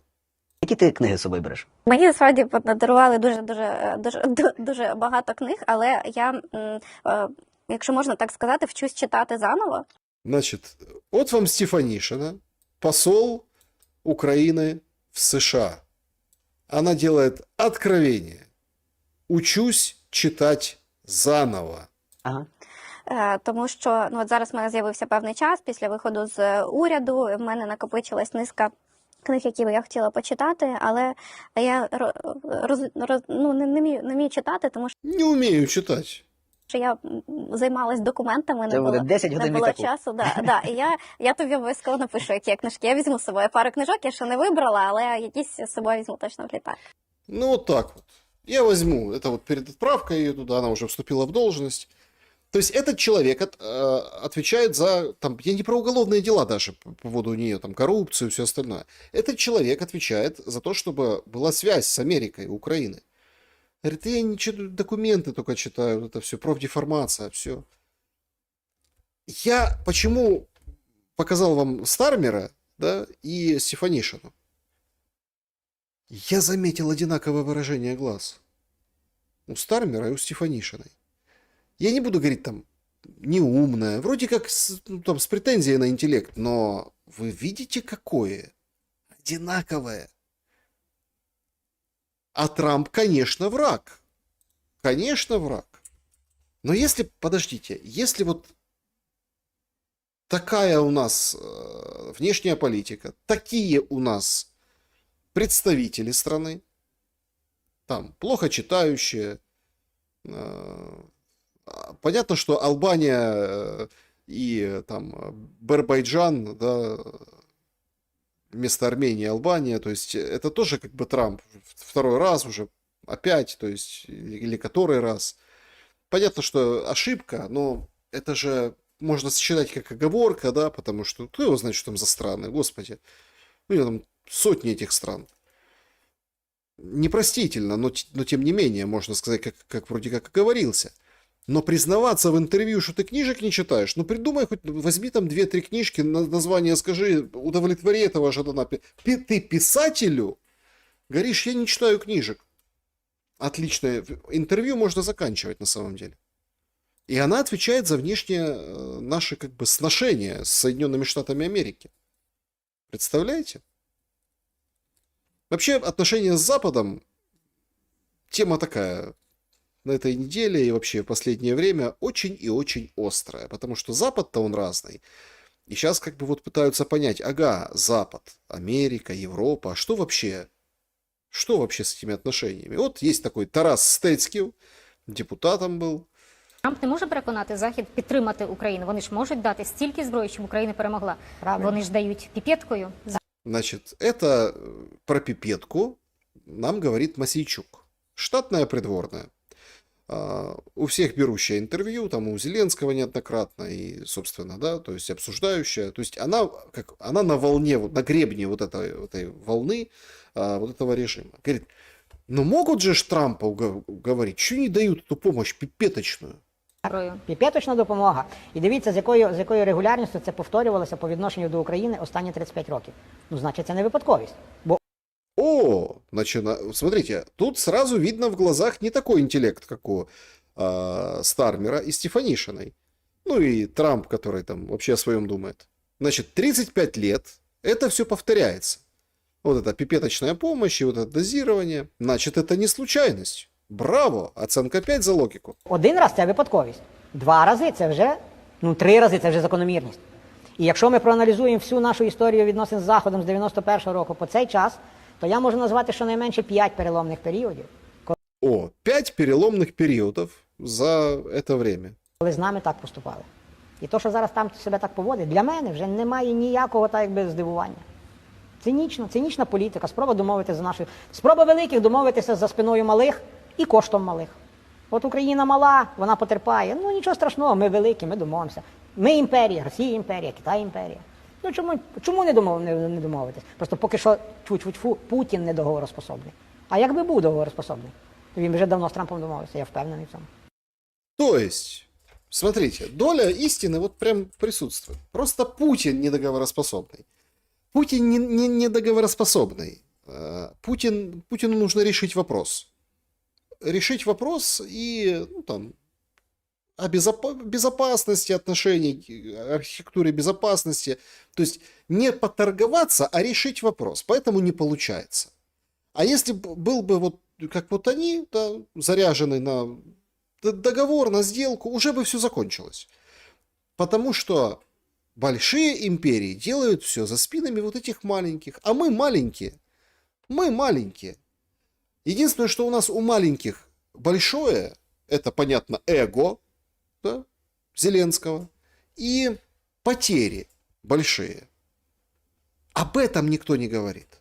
Пока они там вот договариваются о больших потерях Украины и территориальных, и личных, и физических, и просто человеческих, да, душевных, повернутое сознание у народа. Об этом никто не говорит. Пока вот они, это Путин там пока вот не может с ними договориться, потому что у него есть четкие, скажем так, требования. А они, пока не складывается, да. Но наконец-то начинает правильное место и позиционирование приходить в студиях вот у Мосейчук и так далее. Про большие потери. Розумію, що якщо втрати будуть озвучені, у нас і так, не слава Богу, в тилу з мотивацією. Значит, военная женщина. Я вам уже как-то намекал и говорил, и в прямом эфире, что сейчас будут показывать женщин военных, сейчас будут показывать вот эти все статистику, каждая пятая, или там каждый пятый новобранец, который приходит по контракту 18-24, женщина. В общем, сейчас будет много. Вот он, вояка, там, амазонка. Говорит, если озвучить реальные потери, у нас и так в тылу с мотивацией так себе. А если мы назовем цифру, то вообще никто не будет. Даже вот эти бусификаторы не будут справляться. М'яко кажучи, не слава Богу. Якщо ще й озвучать, типу, реально озвучувати реальні цифри, я не знаю, вони, якщо не можуть потікати, вони повскриваються просто ті, хто там мають зараз підійти ротації. О, если озвучить реальные потери, они вообще... Так, подождите, а сколько это может продолжаться, не озвучивание реальных потерь? Если вот такая цель, чтобы те, кто придут на смену, чтобы была ротация, так каких потерь, что так может шокировать?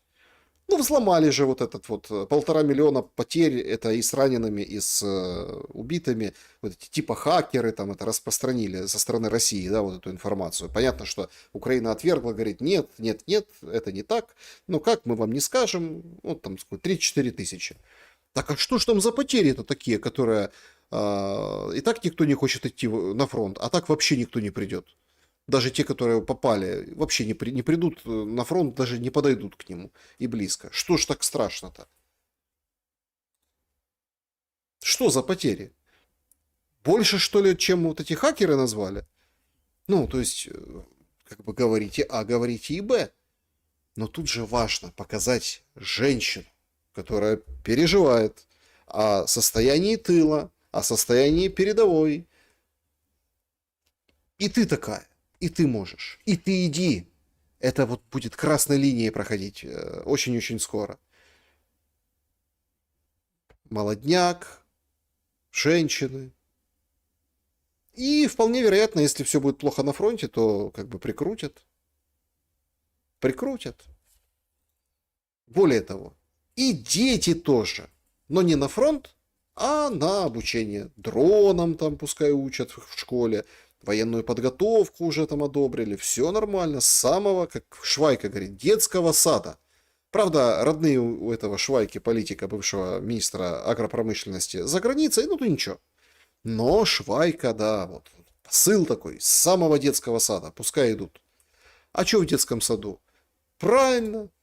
Мультфильмы надо смотреть правильные, а российские не смотреть. Есть такой тоже представитель мовного омбудсмена, ну вот который язык защищает, да, то есть запрещаешь русский, типа знак равно как бы защищаешь украинский. Он вообще выдал интересную историю. Говорит, надо вообще запретить любой контент. Вот эти мультики. Маша и Медведь ему не понравилось. Маша і Медведь, перегляд Маші і Медведі дозволив кацапам збагатитися на 2,5 мільйони євро. Тобто за рахунок, на жаль, громадян України вони заробили 2,5 мільйони євро за цей рік. За год 2,5 миллиона евро. Мультфильм смотрят. За счет украинцы смотрят мультфильм на Ютубе или там на каких-то платформах, а им туда капает денежка. 2,5 миллиона евро. Это ж сколько просмотров? Много просмотров, получается. Все смотрят Машу и Медведь. Все. Сегодня статистика пришла в Украине, ну там, это BBC, по-моему, писала, бюджет. О бюджете был материал, и говорят, вот там как-то посчитано, что 28 миллионов нас, 28 украинцев. Это означает, что ну, все дети, ну это понятно, что 20 миллионов всего, все прям дети Украины смотрят Машу и Медведь. На этом канале, что 2,5 миллиона. А этого шаба давит Спиридонова.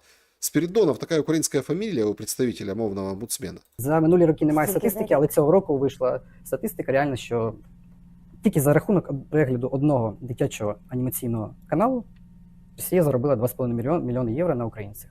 І це автоматично конвертувалося в ракети, в снаряди та в інші прояви агресії. Представляете? А это же Маша и Медведь. Ракеты, снаряды и проявление агрессии. Так, що ще? Это потрясающе. Они вообще... разговор супер. Да. Что еще? Ну, тобто, Який перший Поки пункт, на цьому поки перший пункт це внести зміни в закон, другий пункт це заборонити все, що можна, всі музичні відеопродукти, які у нас транслюються на YouTube, на Spotify, на Apple Music. А взагалі там. би заборонили би взагалі російський язик? на нашій Взагалі, якби це території? така була можливість, то так, кажу як громадянин, а як державний службовець. Бо Так, як так, державний так. службовець Ми розуміємо, що ми теж маємо маю дещо фільтрувати. наше законодавство, з яким треба Якби була працювати. така можливість, то я не бачу жодного плюса від застосування російської мови. О, Взагалі. до речі, Ну, не бачу жодного. Ну, жодного. Вот так вот. Видите, вот эти люди, да, они рассуждают вот так, не, ну как бы госслужба, там, ну мы не можем. Можем, не можем. Вы понимаете, какое чучело правит? Чучело. Они сидят там, глазки друг другу строят. Типа там, а что, а как? Ой, я бы все запретил, Как Конституция сейчас. Нет, мы не можем, конечно, там нарушать Конституцию своими высказываниями все-таки. Но нет плюсов. Они зарабатывают деньги, русскоязычный контент смотрят. Представляете, снаряды летят. YouTube снаряды прям летят. Вот все. Понимаете, в чем дело? Я бы все запретил. Apple, все на свете запретить. Запретить полностью. Так давайте санкции поводим на все YouTube-каналы. Давайте перекроем там. Вот интересно, а как они будут формулировку писать? То есть, да, отправляют, говорят, значит, уважаемый YouTube, все, что по-русски, все заблокируйте в Украине. Все. А как же там переводы, там субтитры? Вот все. Вот если есть там что-то, уберите. А то ж как бы снаряды полетят. От YouTube, Spotify, там, Apple Music и так далее. И они вот так вот беседуют, там улыбаются, подхихикивают, наступая на горло Конституции, свободам, людям. Машу и Медведя, которые смотрят в детстве. Веселый мультфильм. Мультфильм примерно в том возрасте, это же счастье вообще, что есть этот ребенок. У нас вот вузы половину набрали. Половину. Все вузы набрали половину емкости. Потому что все уехали. Первоклассников на 20% меньше. А вот этот Маша и Медведь, это тот возраст, да, дошколята. Это спасибо, что они родились вообще в этих условиях, когда с 2014 года война. Когда вот сейчас тоже от большого ума, да, никто не может договориться, что этот ребенок хоть можно посадить его перед телевизором или гаджетом, включить эту Машу и Медведь, их заняться там мамочке своими делами. Почему? Потому что папа на фронте, помочь не с кем, родители бог знает где, спасибо, если живы, на 3 копейки пенсии живут. И вот она вот бедная крутится. Конечно, будут Машу и Медведя смотреть. А вы сняли что-то такое, что можно было включить и смотреть вместо Маши и Медведя? Много серий, веселое, там, по-своему, поучительное. Котигорошка включить, наверное. Или Капитошку. Ну, в общем, украинский запретить. Но есть вещи, которые чтут в Украине, не украинские. Представляете? И даже не на английском. На идише. Новый год будет в понедельник, еврейский, и уже в Умань съезжаются паломники.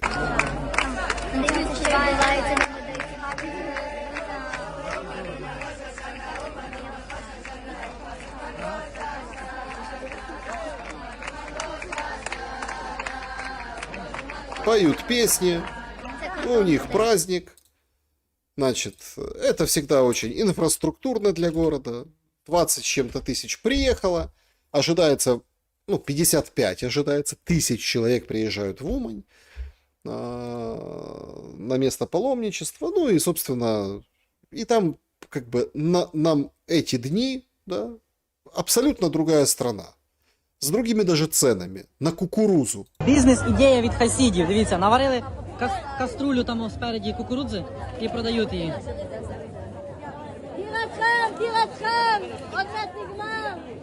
How much? How much? How much? How much? How much? Сколько денег? $6 за качан. 6 баксов за качан. Ну, тут я понимаю. Нормальный бизнес. Ну и все, там аренда жилья, все.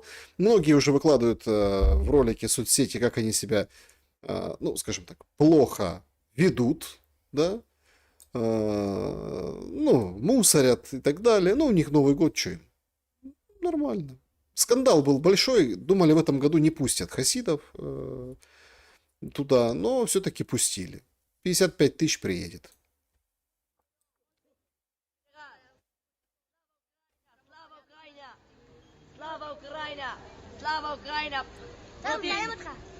Ну, в общем, кричит специфический, ну, скажем так, гость, слава Украине, мешает, лезет в трансляцию улыбающейся этому действу журналистке, включение на телевидении. А кричит, что, в общем, Путин hello, да, слава Украине. Ну, вот так вот. И все это вот так вот на показ, вот смотрите, хасиды, все. Понятно, что там никто по ним не ударит, объектов там нет, там, собственно, другая история в Умане. Но они как бы вот поддерживают этим самым украинцев. Вот ты поддерживаешь украинцев, привозишь там, тратишь деньги, паломники, там, кукуруза по 6 баксов, сами уже себе продают. То местные наживались, теперь уже сами себе, там свой город. То есть это можно. А весь русскоязычный контент надо убрать. Вот как это сочетается в одной голове? То есть, если у тебя есть возможность, да, то есть места русской славы, русской, ну, капитализировать через туризм, через какие-то экскурсии, люди этим пользуются. Со всего мира русскоязычные, имеющие отношение там, или к времени, или к месту, или к какому-то там объекту, которые хотели бы приехать и посмотреть, ну, собственно, едут и оставляют деньги. Так было с Одессой. Потому что памятник Екатерине, потому что, понятно, там Дюк, понятно, там Пушкин. А что теперь? Название улиц. Еврейская улица уже нет. Ну, то есть, да, давайте Степана Бандеры. Ну, гипотетически, да, вот, ну, хотя и без гипотетически, многие говорят, я вот одесситов там знаю, нескольких человек говорят, да я не могу.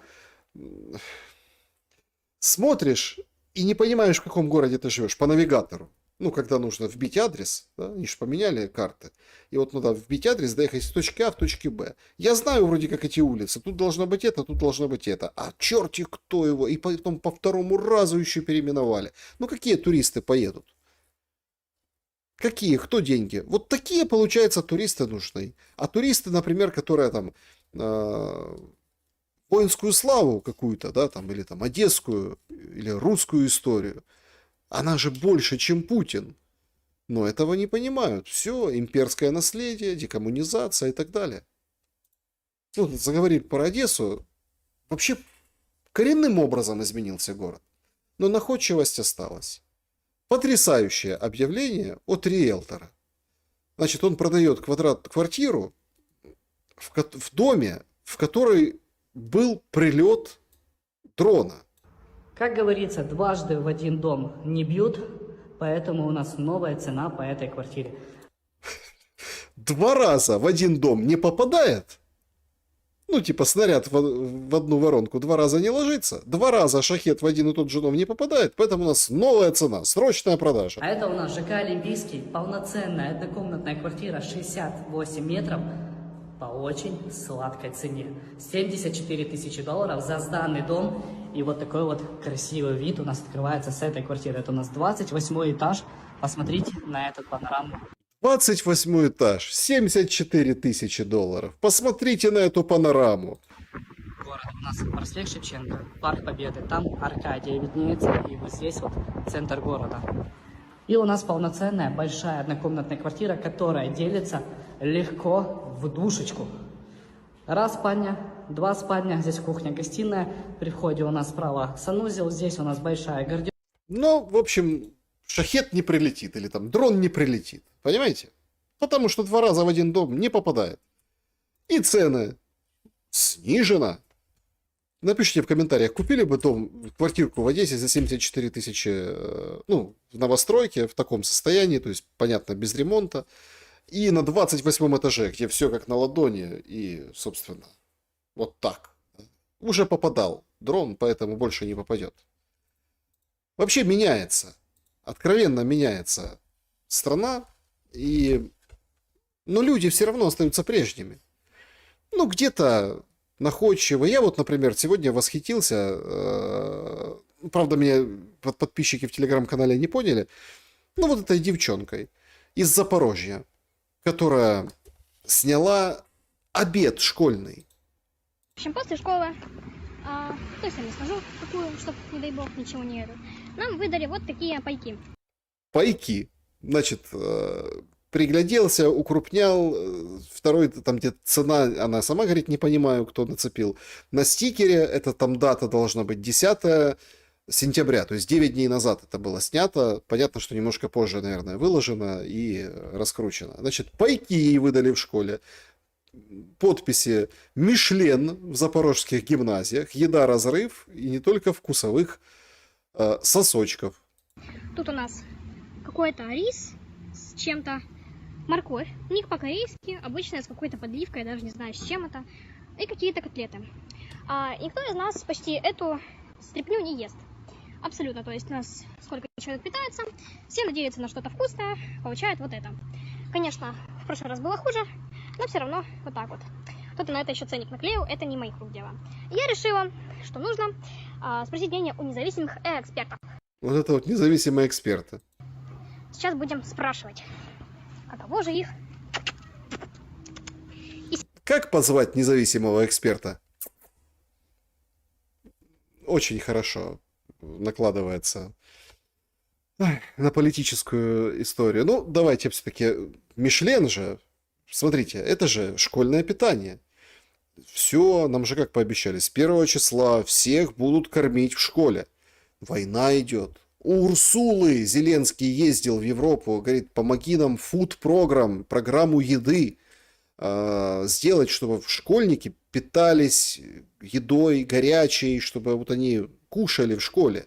Все, с 1 по 11 класс, потому что время тяжелое, жрать нечего, а вот в школе могут они поесть. Для нас дети это святое. Сколько там меню, Зеленская, Склопотенко, там тюльпанчики какие-то, там вот эти все примочечки. Ну, тут который повар, любимый, да, придворный повар, которому принца Гарри привезли, чтобы борщом накормить. Сколько он пыхтел, храпел над этим меню. Получается, вот в принципе, вот девчонка показала, что получилось. Да. Иди сюда. Вот наш независимый эксперт. Держи его хороший. Держи, кушай. Что будешь?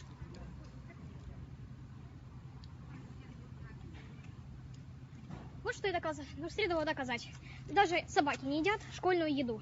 Будь здоров, хороший мой. Собака еще чихнула. Просто взял. Может, что-нибудь еще? Хочет?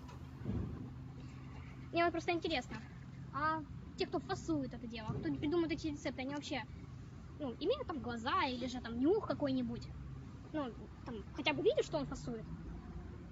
Что там вообще? Никто не знает даже, что это фасует. Нам не рассказывают ничего.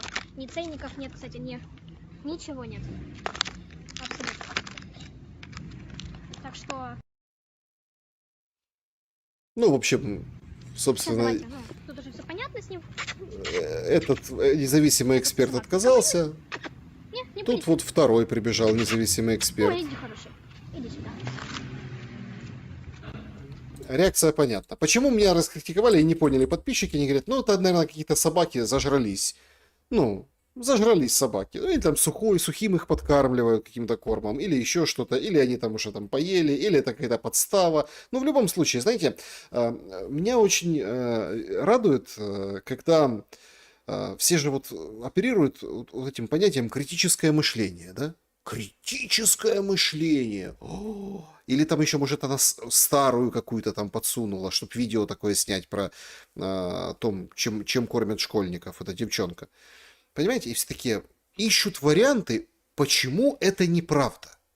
Ребята, критическое мышление – это не поиск оправдания или не поиск того, что неправда. Критическое мышление – это восприятие информации и конкретизация по объему, ну, имеется в виду, там, во всех запорожских лицеях такое. Нет, не знаем. Вот у этой девочки так. Или, например, там, не ест собака, а что там, из чего эти котлеты? Ну, есть невозможно это. Может, там не мясо просто в этих котлетах. Может, нам намешали, опять обворовали на школьном питании, опять придумали мойку денег, понимаете, на этом питании. Все традиционно, все как всегда. И вот так обидно становится за нашу страну, что стандартно, я помню, это все зарабатывали на этом школьном питании. Все. Как бы там это красиво там не презентовали, первую леди не притягивали сюда за уши, не заботились. Как бы это все ни было, все равно все тырят на школьном питании. Потому что там дети то едят, то не едят, то там по граммовке, то по качеству, то по количеству, то еще почему-то. И все пилят деньги, которые выделяет там государство, или там местный бюджет, или там вот государство вот с этого учебного года. Пока вот этим всем занимаются, вообще мир уходит куда-то вперед. Уходит куда-то вперед мир. Какие-то новые вещи преподносят. Вот, пожалуйста. Ну, Илон Маск, да? Значит, его нейролинк в октябре уже, буквально там через 2 недели, через 2-3 недели, хотят начать испытания клинические технологии, когда тебе вживляют в мозг чип в определенную зону, и ты можешь записывать свои мысли. То есть ты о чем-то думаешь, и это выписывается тебе в текст. То есть сейчас как? Мы говорим, допустим, в телефон, и он может сгенерировать тебе текст. Ну, слушает тебя и записывает за тобой. А тут говорить даже не надо. Можно только подумать. Технология прорывная. Не знаю, насколько получится. Причем это живыми людьми. Клинические испытания. Прорывная в плане там людей, там, которые там не могут говорить, в плане там вообще ты можешь определенным образом вообще поменять мир. Понятно, что я, конечно, с точки зрения, там, я против, чтобы мозг влезли, но это все равно это будет. Если это будет там не в этом поколении, то в следующем, то через поколение, через 100 лет, все равно будут вот эти генные модифицированные люди, все это будет уходить в цифру. То есть у них вот это, вот на это, эти может, испытания провалятся, другие какие-то будут, там, еще какие-то, 5-е, 10-е, робототехника. А у нас нормально школьников не могут накормить, ерунду какую-то пихают им в гимназии. Понимаете? И тырят вот на этом. Я открою страшную тайну. Тырить можно не только на войне, не только там на школьном питании, на формах, на бронежилетах. Можно тырить и на таких вот стартапах каких-то там футуристических. Ну а чего? Принцип воровства тот же. Давайте войну заканчивать, тырьте здесь. Ну в конце концов, вон, Цукербергу помогите. Right. So I think our call will be coming in any moment now. Pause WhatsApp video call. There we go. Значит, звонок в WhatsApp. Он презентовал очки. Вместе с Ray-Ban'ами внедрил свою вот эту мету туда. Ну, понятно, WhatsApp, да, то есть презентация очков. Прямо на презентации облажался. Uh-oh. Well, let's see what happened there. That's too bad. I don't know what happened. Не берет трубку. Не может очки взять трубку. Хотя, по идее, должен. Maybe Boz can try calling me again. Позвони еще раз. All right. Well, I got a missed video call. Okay, there's the actual video call. All right.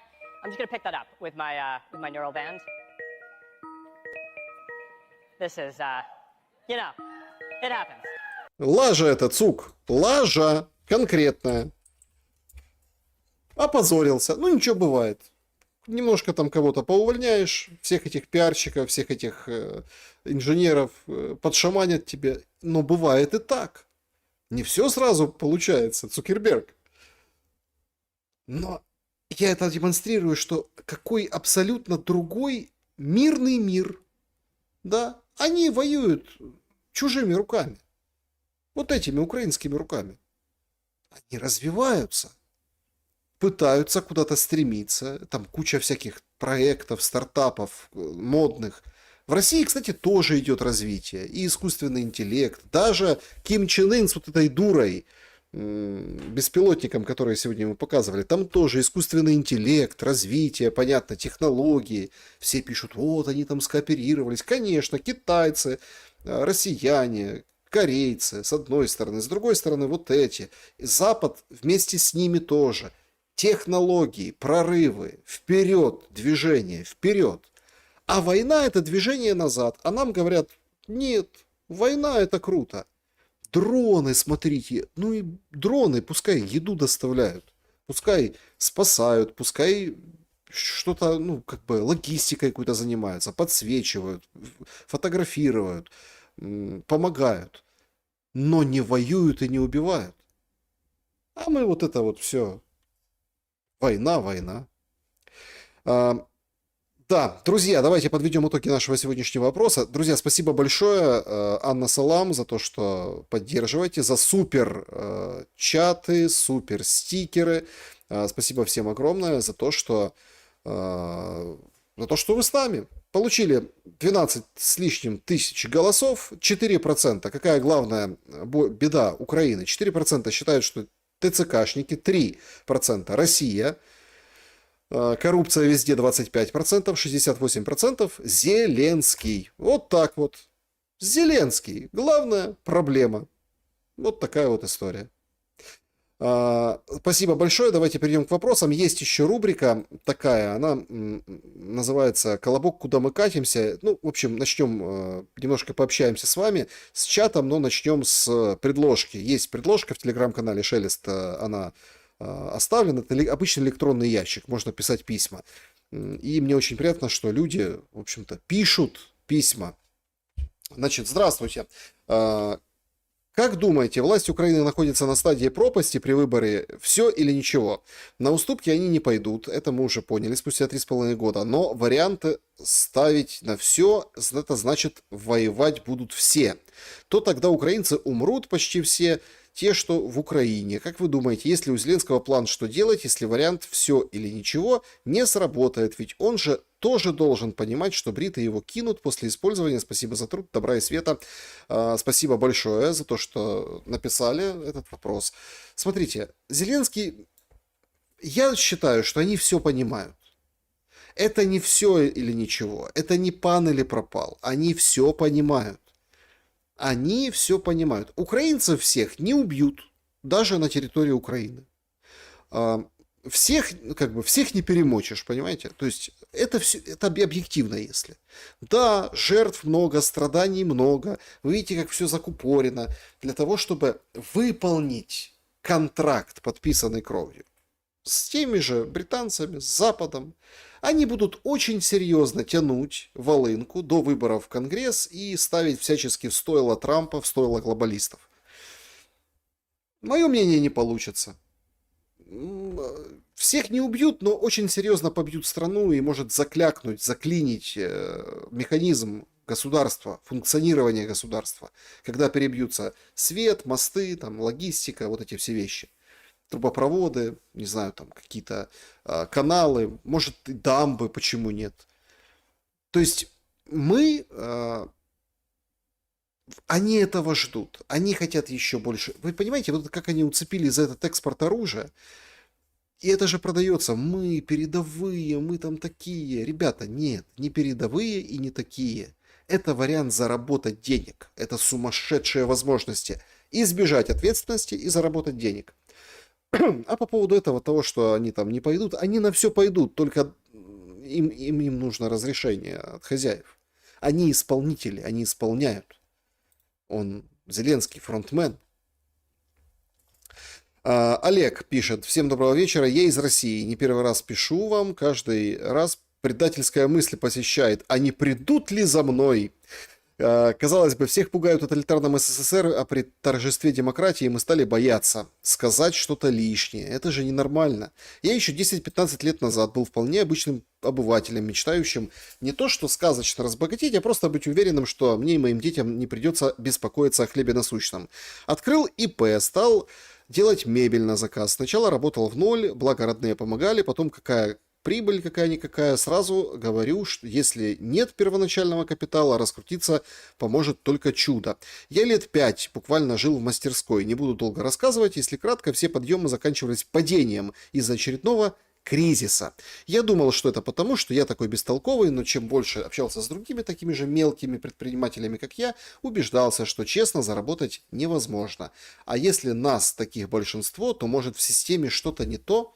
Я в поисках начал интересоваться марксизмом. Хочу вам сказать, что сколько бы нас не убеждали, Маркс устарел, Маркс вредная сказка, все это сейчас происходит именно по Марксу, Ленину и другим теоретикам марксистской теории. Иногда считаешь Ленина, такое чувство, что о сегодняшнем дне. Я понимаю, что считанные единицы заинтересуются и хотя бы любопытство прочитают что-то, ведь не хайпово это, скучно, а зря. Там ответ на вопрос, куда мы катимся. А катимся мы, ребята, к большой войне, по сравнению с которой СВО – детская потасовка. Спасибо вам большое за это мнение, Олег. В этом-то и есть система. В этом есть система, чтобы думали, что честно заработать невозможно, только что-то вроде начинается там получаться, тут оп, очередной кризис. Только к этим кризисам в Украине, там, к этим кризисам ковид, да, вот эти финансовым кризисам, еще и война приключается, понимаете, внезапно. Только раз война, все. То есть там сколько закрылось людей, сколько закрывается, сколько происходит. Но, с другой стороны, всегда есть новая ниша. Я всегда привожу этот пример, в таких разговорах. Луганск, 14 год. И Донецк тоже. Донецк там сложнее, там все равно были война, Донецкий аэропорт, вот эти все моменты. Там ближе просто это все. Уехали все. И освободилась куча ниш. И люди начали, в общем, мелкие предприниматели, да, начали возрождать тогда. Понятно, там это не Россия тогда была в чистом виде, понятно, там были свои законы, местные, да, но освободилось много ниш из-за вот этой трагедии 2014 года, которая там называется АТО. И ничего страшного, святое место никогда пусто не бывает. А кризисы, они пройдут. Спасибо вам большое, что пишете. Вот такая рубрика «Колобок. Куда мы катимся?». Вот. Значит... Как вы думаете, почему Венгрия поддержала декларацию о причастности России к инциденту в Польше? Спасибо, спрашивает Инна. Инна, так им денег отвалить пообещали. 500 миллионов, по-моему, евро. Орбан нормально себя, это такой тоже, очень такой, он вроде друг, да, но когда про деньги, из европейской казны был же материал, совсем перед нашим эфиром сегодняшним, что денежку раз, он проголосует, подпишет, что надо. Поэтому я считаю, что, собственно, дело такое. Значит, Оксана хочет поделиться следующей историей. Сама не проживает в Украине. В данный момент несколько дней назад разговаривала со своей сестрой по телефону. Моя сестра уже более 20 лет преподает иностранные языки в одной из украинских школ Центральной Украины. Город называть не могу, рассказываю не о себе. Так вот, все мы знаем, какие зарплаты учителей средних школ. Поэтому зачастую они подрабатывают частными уроками. Но в школе часто бывает, что у учителей есть, так сказать, окна. В эти промежутки многие учителя дают частные уроки по просьбе родителей, так как не все родители хотят, чтобы дети ходили либо к учителю домой, либо чтобы учитель приходил к ним и так далее. Да и за эти уроки оплата часто символическая, а если видят, что семья нуждается, то и так помогают детям. Так вот, руководство школы запретило всем учителям заниматься дополнительным заработком на территории школы без особого согласования с высшим руководством. Что это означает для обычных учителей? А то, что с каждой такой подработки нужно пойти и отстегнуть. Так что каждый победе на своем месте. С уважением, мира нам всем. Спасибо большое, Оксана, за эту историю. Ну, так и есть, понимаете. Так и есть. Так и есть. Так, друзья, что у нас там происходит в чате трансляции? Спасибо большое, что пишете, что шумите. Все-таки шум, это, конечно, прекрасно. Значит, «Капитал» — это Библия политэкономии. Именно. 16 тысяч собрались. Спасибо большое. Вот каждый второй поставит лайк, и будет 8 тысяч лайков. Давайте сделаем. Нажмите. Чего вы? Вот лайкните. Шум сегодняшний. Вот это будет. Александр, не съем, так понадкусываю. Смысл понимаем же. Вот беда. Да, беда, так и есть. В Молдове по дорогам на Приднестровье молдовская власть перед выборами решила на всех мостах через Днестр сделать ремонт. Это означает, что люди не смогут проголосовать. Может ли начаться война? Спрашивает Елена. Я думаю, войны не будет. Я думаю, что может быть провокация в Приднестровье, но вот полноценной войны не будет. Война в Приднестровье, она, понимаете, вот у нас же как говорят, что там того Приднестровья, мы сейчас шапками закидаем, особенно если там имеется в виду вот этот сценарий, когда Санду включают Зеленского, типа Зеленский введи, и Зеленский вводит, я имею в виду войска в Приднестровье. Ну, посмотрите, для Украины это будет хуже. Для Украины это будет хуже. Все говорят, так а что, склад, колбасная, там туда-сюда. Да его россияне разнесут первым же. То есть, еще и повесят вину на Санду и на всех. Там может начаться достаточно тяжелая, кровавая история. Кровавая, потому что вот такая локальная, и там очень спрессованные будут военные события, и Украине она пойдет просто в минус. И Санду пойдут в минус. Санду сейчас надо красиво намухлевать на выборах с голосами. Красиво. Да? И, в общем, удержаться у власти. Без войны. Это надо Санду. И они вот поэтому там ремонт мостов, какие-то еще вот эти штуки, оппозицию там гоняют. Ну, вроде как Плохотнюка не выдали, сидит в Греции, ну, тем не менее. Понимаете? То есть это действительно может обернуться большими проблемами. Все говорят, Румыния поможет. Не поможет. Именно потому, что она член ЕС и НАТО. Не поможет. Может быть, кстати, из-за событий в Приднестровье и есть вот этот элемент, что россияне пробуют на зуб НАТО. Ну, имеется в виду, там пролетают, где не попадет. Хотя это часто бывает. Ну, не надо сильно вдаваться в конспирологию. Война в Приднестровье откроет настоящий ящик Пандоры. Потому что, смотрите, ракеты российские, они летают далеко. Народ, скажем так, ну а что сделать с Приднестровьем? Как с Газой выселить? Этого не поймут. Состав населения, там все имеют там... Ну, как у меня несколько знакомых было из Приднестровья, ну, в жизни. Там 3 паспорта. Русский, украинский, ПМР, и еще и 4 мне показывали. Наверное, молдавские там, и румынские все имеют. Все имеют кучу паспортов, там все друг друга. Там нет повода для такой войны. Поэтому, если они предпримут военную операцию, будет очень тяжелая история. И в минус как раз-таки вот этим силам. Санду не усидит при войне. Санду не повторит путь Зеленского, не обольщайтесь. Санду главное, чтобы не победила пророссийская сила.